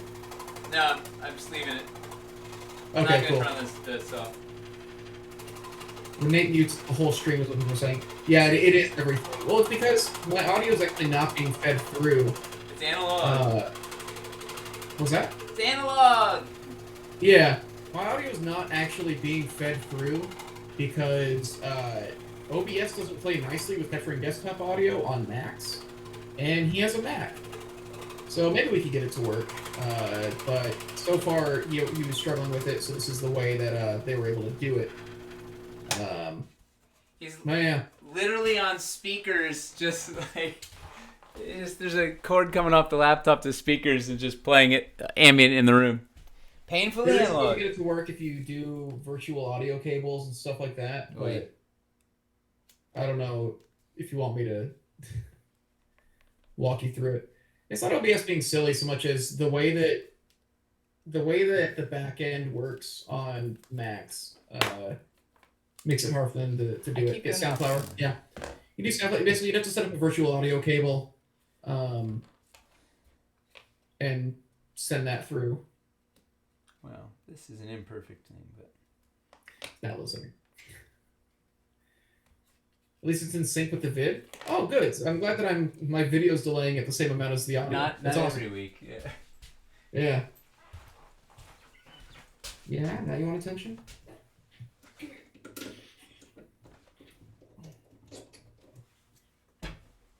Let's see. Okay. You whine at me, and then you don't want to actually sit here. Cats. Let's see. Does anybody have any what are we questions on? while we're... Right, so yeah, we were we never rolled I don't know if we'll ever release lore around Kalen's here. I guess the closest thing is actually the written content for Modlands. I'm pretty sure Eli wrote some there's like some lore of Kalen's here in there. Because I think he actually wrote a good amount because like he was very into the runes. Like Michelle sculpted them, but Eli loves that kind of stuff. So like when we were doing written content, that's like what he wanted to focus on was Kalen's here. Well, we talked a lot about, you know, we try and have everything driven by some sort of in-game logic when it makes sense. Yeah. Like we don't want it to make the pieces like so specific that they can't be used for general games. So I put a couple of pole holes in there, yeah, so we can put something on the top of these.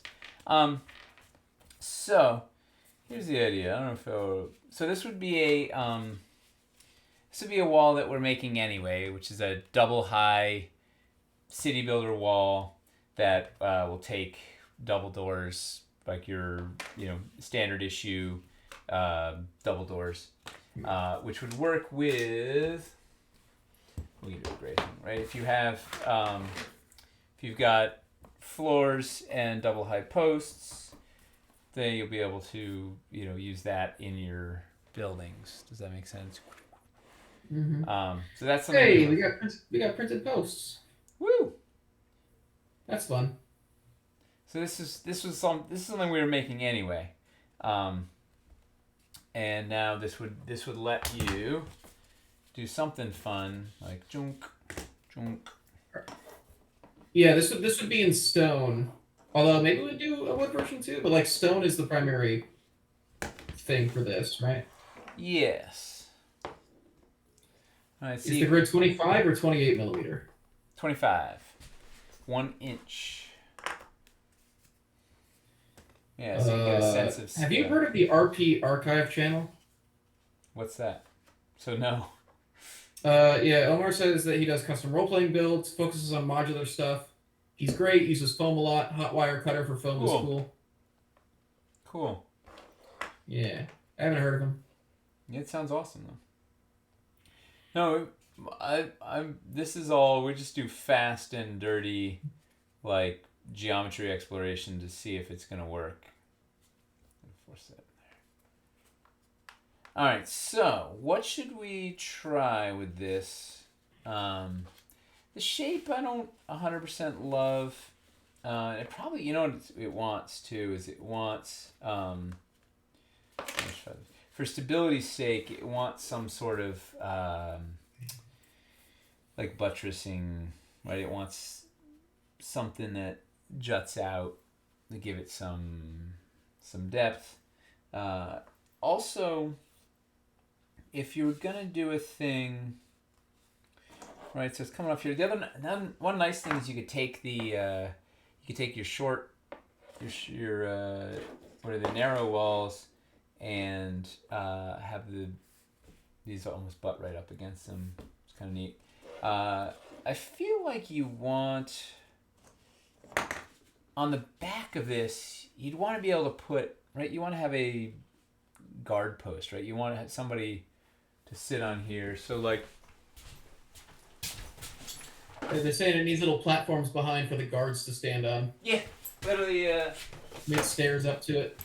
Yeah, so if we have, like, we're gonna have a plank thing with our scaffolding, so maybe we set up something so we can fix. Let's see. Put some paired pegs there. Well, not paired pegs, the biscuit. Yeah, that would be great. Except you can see here. These are where the paired peg holes are gonna sit. They kind of sit funny on these unless we put we could do singles. Because we're at a funny length here, right? These walls are 3 1/4 inch long, so it's a weird. It doesn't fall nicely when everything's on a 2 inch. Everything else is a 2 inch base. This is a funny base, so we get 4 inches across, but the pegs land in a funny spot. But we could do so. Let's figure something out here. So we could do right. You want something so you can put your. You want to be able to put a mini on the back there, right? So they can. Who goes there? Balanced Druid says maybe have the curve end at wall height so elevation from dungeon can be used behind it. Which curve? I'm not sure. I'm trying to figure that out. Yeah. If it can't be the curve for the door, because then that would mean you couldn't do the double doors. Well, this space is. Right, that space is dictated by the existing doors. The end curve. The end curve? This? Yeah, somebody means the end of the... My theory there, maybe I'm wrong, is that it was going to feed sort of... It wants to feed... It could go a little lower. It wants to feed off the design on these things. So there's kind of a pleasing continuity of this shape. But yeah, this could end a little lower. Let's see where it lands on dungeon. They're saying 2 2-inch scaffolds, possibly. One on either side. Yeah. Or just have a buttress with a place for a 1x6 piece. Yeah, this will fit. It's just a matter of how we fix it.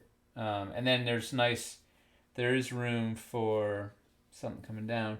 Height wise, it's at a funny height, right? We're at, what is this like?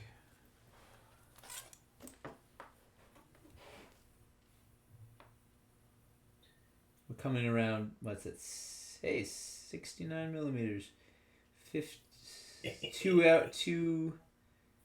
like about 2 3/4 inches high, 2 5/8 inch high or something. It's a weird bottom. Although I guess we could sit. You kind of don't want to be higher. Ideally, you have about a foot of wall, right? If you were trying to use it, if you were a guard and you want to be defended, you'd want an inch of wall, right? You'd want 5 inches of 1 inch, which is 5 feet of wall or something between you. Oh. And the bad guys. What about a magnetic scaffold? Well, these are all wonderful thoughts. I don't want to make more pieces, right? Piece count is our nemesis. So I'm looking for what can we do with what exists already.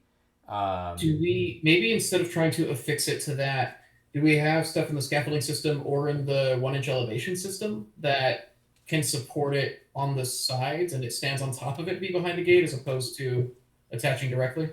Yeah, except it's at this really weird. The bottom of it's at 2 1/4. It's like 56 millimeters or something. So, I think the power move is like take something. Let's go right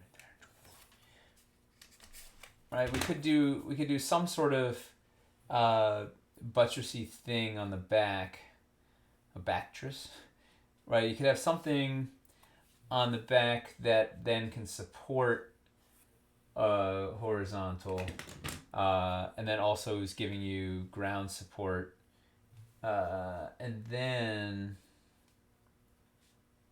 you can figure out exactly how to make it fix firmly. But something like this sort of a thing, probably a little bigger. And obviously, I'm just using the foam that was cut out of there. I do this all the time where I just take a random thing on there and just glue it to just give you a sense of like there's going to be a thing sticking out here to whatever. But like something like that will give it some stability on the back. That probably a bigger, right? We want more of a footprint for it to sit on. Something like, I don't know. Let's slap something on there. You know what we can also do? This is going to have some peg holes on the bottom for Widow's Walk play on the roof. If we have something come out far enough, we could peg this vertically on there and say like that. Because fundamentally, that's nice, right? Like that gives you interesting multi-level play. Like you can definitely tell this thing needs some support. Let me get where do I have it here? See. Let me grab that buttress. Hold 2 shakes.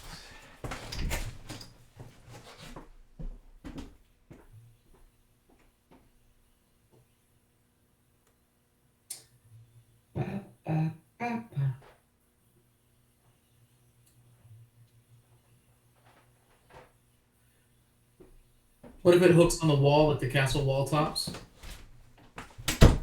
What was the question? What if it hooks on the wall like the castle wall tops? The only problem is that would require having to make a new thing just to do this. The front of this thing, we could do, we could build it's too big, but, the other problem? I didn't want to make a right and a left.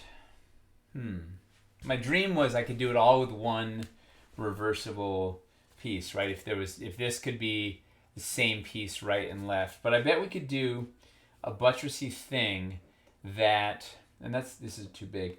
We could do a buttressy thing that looks good on either side, so symmetrically, symmetrical on this axis, where we have a thing that's coming on either side. Where's the camera? Something like this that then it gives stability on both sides, and then if you want, you can put a plank. I mean, you can put a plank on the front too, or the back, or whatever, but gives us a place to affix a thing going across. So then we can get a mini up there, or minis. We've got stairs too, right? We're gonna have a stair system for the scaffold. Man, this is where the geometry gets lively. Is we're trying to make it work with all of the things in the world without making new pieces, right? Like, hey, you know what? Okay, it's easy to solve it by just making a whole bunch of new pieces, but we're trying to not make any new pieces. Okay, here's here's my secret cheat sheet of heights. Stop. You don't get to complain. You're biting me. Oh my god. You are biting me. 62 millimeters is a height. Okay, I'm looking at the ideal castle, the ideal city gate, which is the entrance to Castletown from Ocarina of Time. He's just making stuff up now. What's up? I just give you a hard time. So I was thinking, I was like, is there anything like similar there? And I'm looking at the front, and like they've got like torches hanging on like the outside, like with like some platforms there for them. What if there were like platforms that stood out at a certain height, and like they could either be pull accessory holes, so you could put stuff there, or you could pull accessories out, and they could then support a scaffold if you put it across, if it was empty.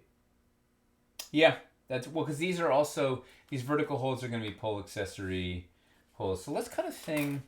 It can be so it can either be a decorative element or it can be a support for the. Yeah. Yes, 100% agree. Where did my scrap foam go? Oh, here we go. All right, So let's mess around with. Let's look at a. Is this gonna be thick enough? Yeah, good enough for messing around. So let's assume. So this is a wonderfully awkward 1.25 inches. Let's assume. Let's just go out. Let's just start something with a square and we can cut away from it. So I'm going 1.25 inches, and I'm gonna go. What's so annoying? That would also stop us from making a left and a right as well, because you just have the you can have it on both sides and put a decoration on the side that doesn't have decoration on the outside, platform on the inside, off you go. I want what's so frustrating. These doors, the height on these doors, doesn't play nicely with anything else we have. The top of the door is sitting at 53 millimeters. Let me measure that. Yeah, well, it's a thing that was made in a different system. Yeah.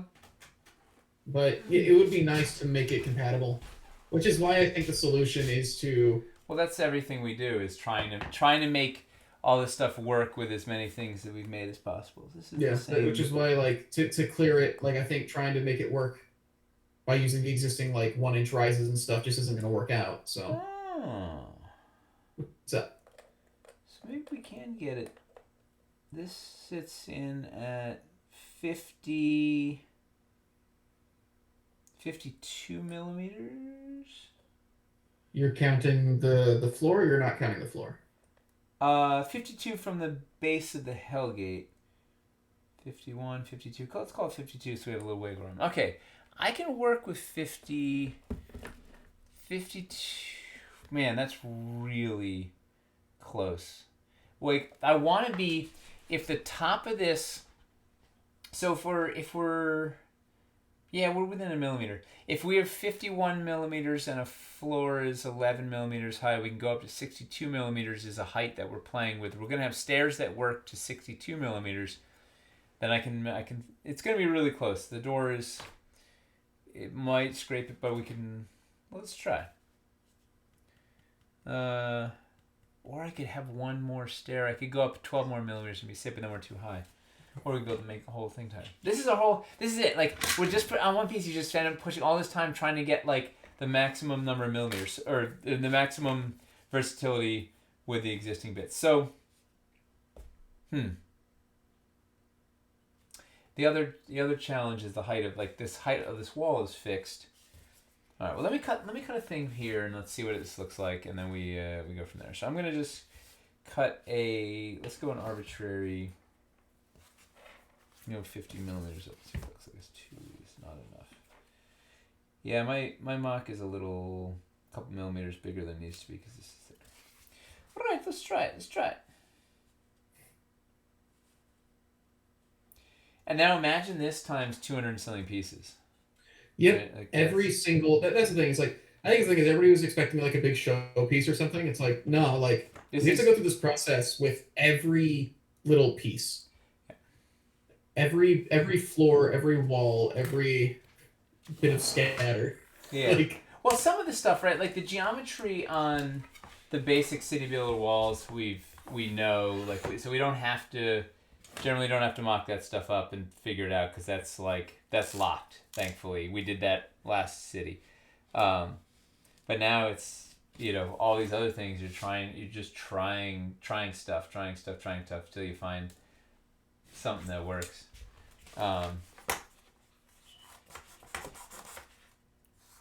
And this will be a showpiece when it's done. This gate is going to be a cool thing. Boy, that is ugly. Yeah.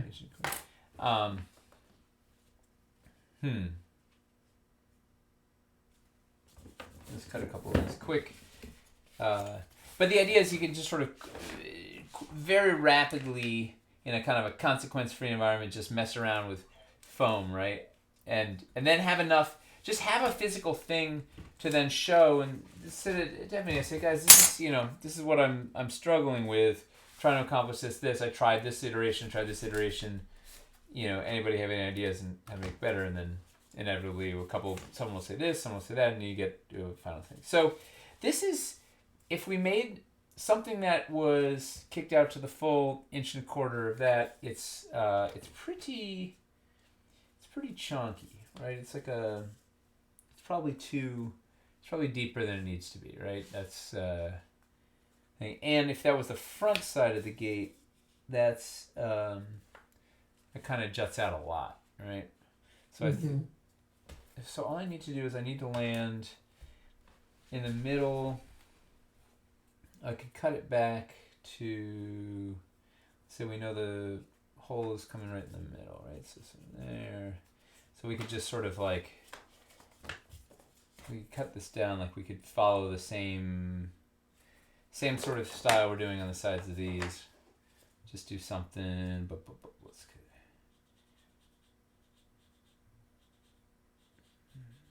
Maybe that comes down. Maybe this is very. Oh, it's almost. Oh, it is the same height as this, isn't it? Just about.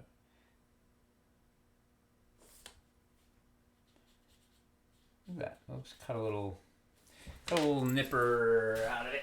Let's see if it's there.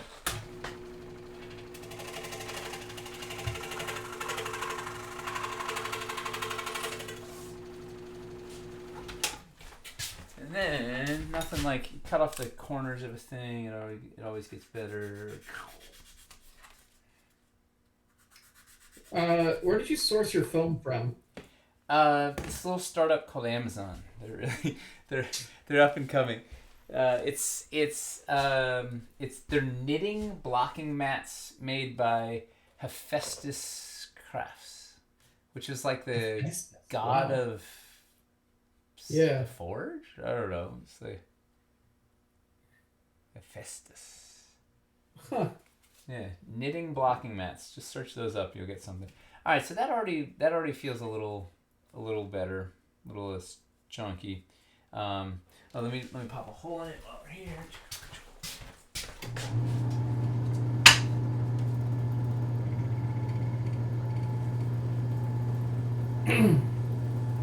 Oh, we do have something. Okay. What? Make the supports a separate piece as an alternate buttress and use pegs like on the new corner post to attach it to the larger pieces. Don't want to make more pieces. There's also that, yeah. Oh, we could use the end. Husband of Aphrodite, forger of Zeus's lightning bolts. Nice. Greek name for Vulcan. He's the god of general crafting. Yeah, Vulcan is. He's the guy who invented vulcanized rubber, right? Yeah, he's the forge god. Wait, from looking at that, is the target height for this edition the same height as the other standard garden wall system pieces? Yeah, they're 50. What are they? Yeah, we might be able to just use some variation. Like there might be something. The ends are open. And this is what's fun, right? You start discovering. These are a clean 50, and this is theoretically 51. It needs to be 51 to clear the door, which means I think we're gonna end up. I don't know. Well, let's try. What, did somebody have a good idea? That's gonna work. If we cut one more of these, so we have two.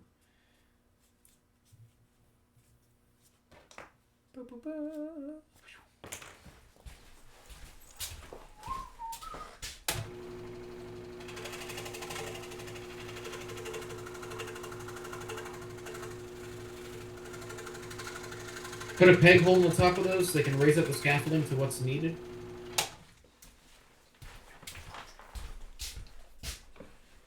Yeah, it's got a hole in the top. I popped a little hole in there. Let's put one out here so we can get the same.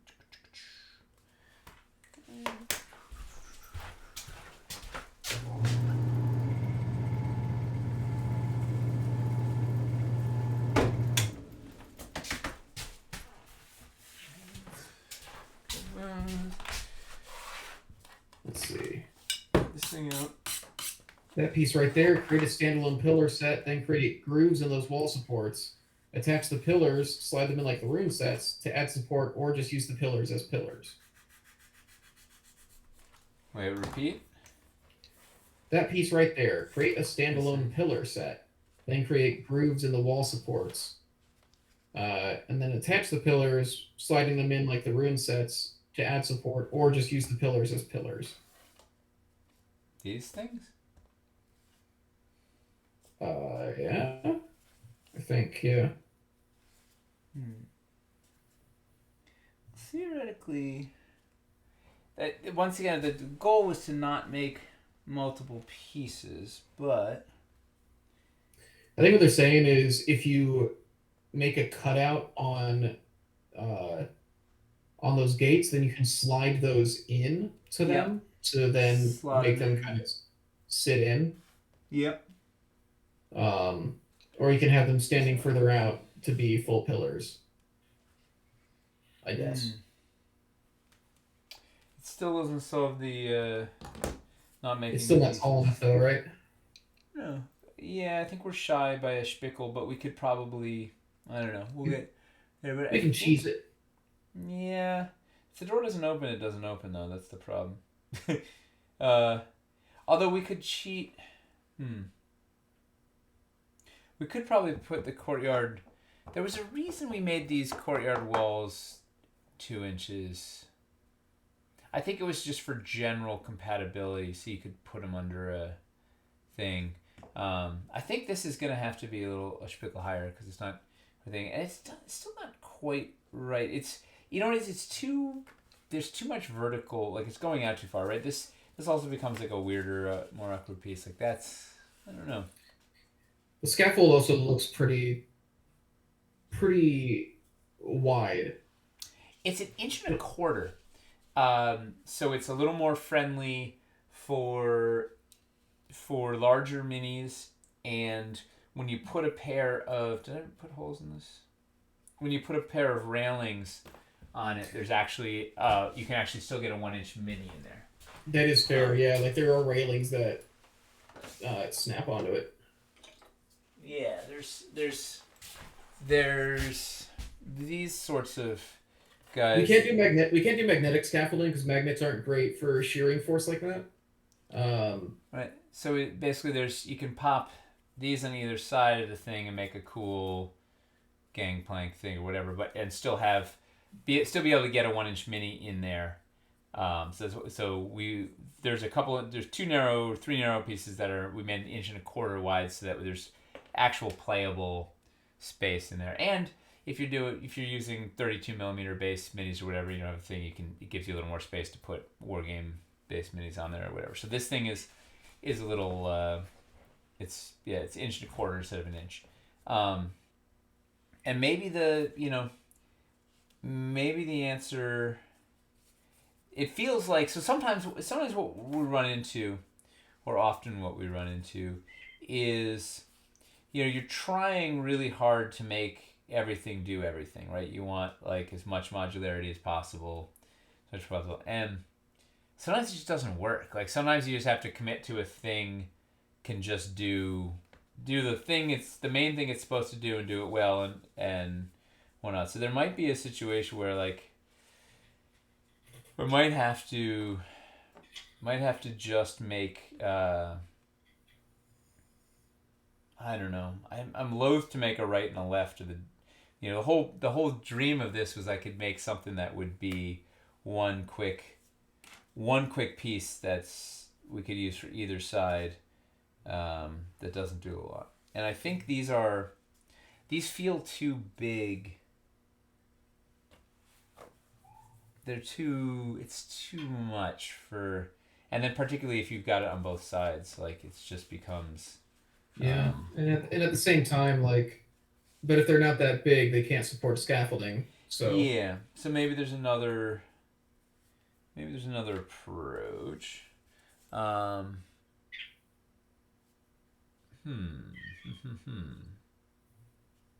it's got to, fundamentally, you've got to be able to put the, like, it's got to be playable, right? It doesn't want to just be a facade. We've got to be able to put a platform on there and put a mini on there, right? You've got to be able to get the guards on the walls, or the players on the walls, or the bad guys are on the walls, or whatever. Somebody's up there watching out, and being interactive, or whatnot.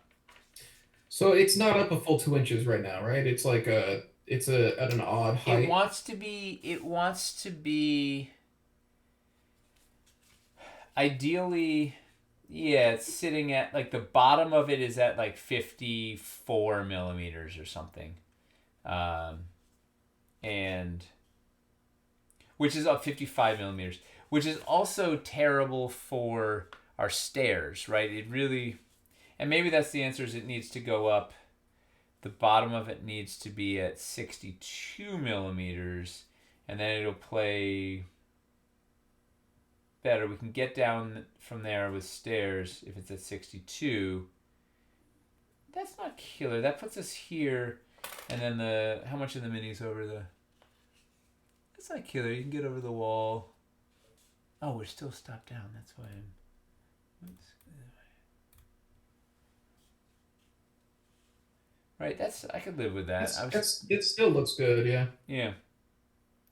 Um, and once again, if we were doing a whole big elaborate piece for this, we'd make correlations, whatever. But this is just using the wall we were already gonna make, and connecting in with the courtyard wall system that we were already gonna make. The whole goal was to hopefully be able to give people, you buy two of this one piece, you can throw it in the rest of your thing, throw in the scaffolding you already have, and sort of be able to do an affordable town gate that has some interesting playable bits, and is part of your toolbox of all these other things you're doing. I think there's a. I mean, we could. Oh no, because here's the other. This is why we play with it in 3D. So the other thing is, I was like, well, we could probably just put a horizontal peg hole in the back there. Just peg this in horizontally. Challenge is where that wants to be is also where the slot for the wall, right? So that peg is just going to run right into your into your wall. So that's another challenge. So it's got to be some sort of support that holds the platform. It could also be, we could have some horizontal support on the inside that. I think the best bet is to have something that serves a decorative purpose without the scaffolding, but then can support the scaffolding if you put it on top. Yeah, and gets us to the right height so that we can get some stairs. The door can open. We can get some stairs up there and do a thing. Well, and also breaking down easily and going into your rest of your toolbox. And or you could be.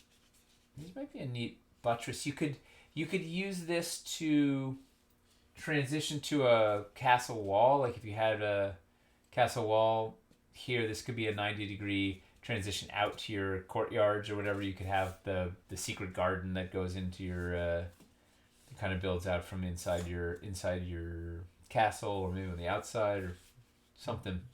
I don't know. It'll be a fun one to play with. Yeah. And it still has. It's just a fun thing of like we know how to make it do the job it has to do, and now it's just like can we make it do a bunch of other things too? Well, I still haven't. I'm not happy yet about the scaffold. Like I don't have the great. It doesn't do the job yet of holding that scaffolding up, right? Because that's it holds the wall, right? We can get this thing, but we got to make this thing work. Well, I saw the scaffolding as gravy. No, because the scaffolding makes it playable, right? I don't want to just make a facade. I want to have. You gotta have somebody get up there and have different heights. Like that's our whole right. If our whole driving premise is we want multi height combat, right? We want to have verticality. We got to get a mini up there, and it can't have a peg going in, so it's got to be something that holds it. And I don't know. I might resign myself to it. Might have to be a right and a left, but it's just murder. I don't. No, but we'll crack it without right and left. Yeah, we got time to mess around with it. To make these smaller. I don't know. I play, but that's it, right? It's a lot of these little just poking at the thing. It definitely would look better if it had something on the front to bulk it out. I think I could find something that'll work for the front and the back. It can be symmetrical, and it'll give it a move. Because that already, right? You could you could decorate that up with whatever on the front, and you get your Ocarina of Time effect or whatever. Does the castle wall scaffolding fit on the city builder walls? No, it is this. The castle walls are half-inch thick. The wall platforms from the castle are the city builder walls are 3/8 of an inch thick. The castle walls are half-inch thick, so the wall platforms are designed for half-inch thick walls. Plus, they're 4 inches long, and we have an awkward. The amount of exposed space here is like 2.5 inches or something. It's just an awkward amount because we're taking a 3.25 inch wall and then swallowing a little bit on either side, so it leaves 2 inches exposed. I guess is it a clean? Yeah, and also my measurements are far from precise here. Yeah, this is a clean 2 inches. Oh, well. Wow. Nice. It's with a tool. Well, I think we should call it because it's late already, and we made a little progress. But I can keep tinkering with this and showing progress on the. We'll see where we are next week with the thing. Yeah. See how it evolves. See if dev team has any ways to crack it. I wonder if we could use the. Yeah, mess with it all week and. See, literally, you just started on this. Yeah, I mean, I was saving it for a couple of weeks because I was like, "Oh, this could be a fun." It seemed like an easy piece to play with on the air. Let's get out of here. Oh, you're off your mark. Oh, I thought you mean like me in the camera. You just moved. Yeah, I had to get in there. I had to move you out of the way so I could we could see the saw, see the danger in case I drew blood. Yeah. Oh, well, let's call it a show. It's 9:00. It's a show. It's a heck of a show. What's going on tomorrow night? There's some hobby hanging. Yeah, we're doing the hobby hang tomorrow night at 6 p.m. Eastern time as usual. I'm gonna be painting some more of the Freeblade stuff. I did 2 of them on. Oh, you didn't see it? No. I'm gonna only look at it on the screen of the screen that'll be really nice and small. I can't wait. Nice. It oh man, yeah, right. It's a cobra. What was that? I have to reglue that one. Yeah, I did. Cool. And then I said, how did I manage to? Oh my god. This is Life Dwarven Forge. Everything is analog. Everything is one of a kind. Everything breaks. Hey, I don't think we've had any technical difficulties, so this was our technical difficulty tonight. It depends on how you count the vacuum stuff. That was more of a self-inflicted wound. Okay. Yeah, that was more foolishness. No, that's fine. That's okay. Okay. Yeah, so I'm gonna be painting some more Freeblades, some stuff I got from Adepticon. And I think Hamster will be too. But yeah. Fun. And then we'll be back next week, same old time, 7 p.m. And then the week after, we should have the folks from Arcana on here talking about augmented reality Dwarven Forge.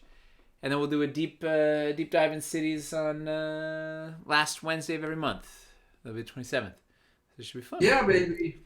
But mostly, thank you guys for. It's a good current reference. I like that. That's something I can understand. People know Austin Powers, right? People know Austin Powers. That's not done. Just got started. Well, thank you. Thanks everybody for hanging out with us. It means a lot. We really appreciate you hanging out, watching us do nothing and talk about nothing. And hang in there. Sometime September, October, we have a Kickstarter, so it should be lively. If you want to buy that foam right there, you'll have a chance to in a couple months. Buy that foam. No, it'll be really It'll be fun. Is what's neat is seeing a thing go from this to whatever the final piece is. Seeing it sculpted, buying it, and getting to hold it in your hand. It's a fun journey. Some of these bits. Yeah. And it's fun to share it with all of you. So thank you. Thanks for hanging out. If you want to follow our Dwarven Forge socials are on the bottom. If you want to follow me, I'm at Nate Taylor on Twitter. Chris is at Chris London Film. Yes. And that's me. That's him. And we'll see you next week. Thank you so much. Have a good night. Bye. It's really hot. Wait, did we do the giveaway? We did, yeah. Merc one. We did, yeah, we did. Got it. Okay, bye.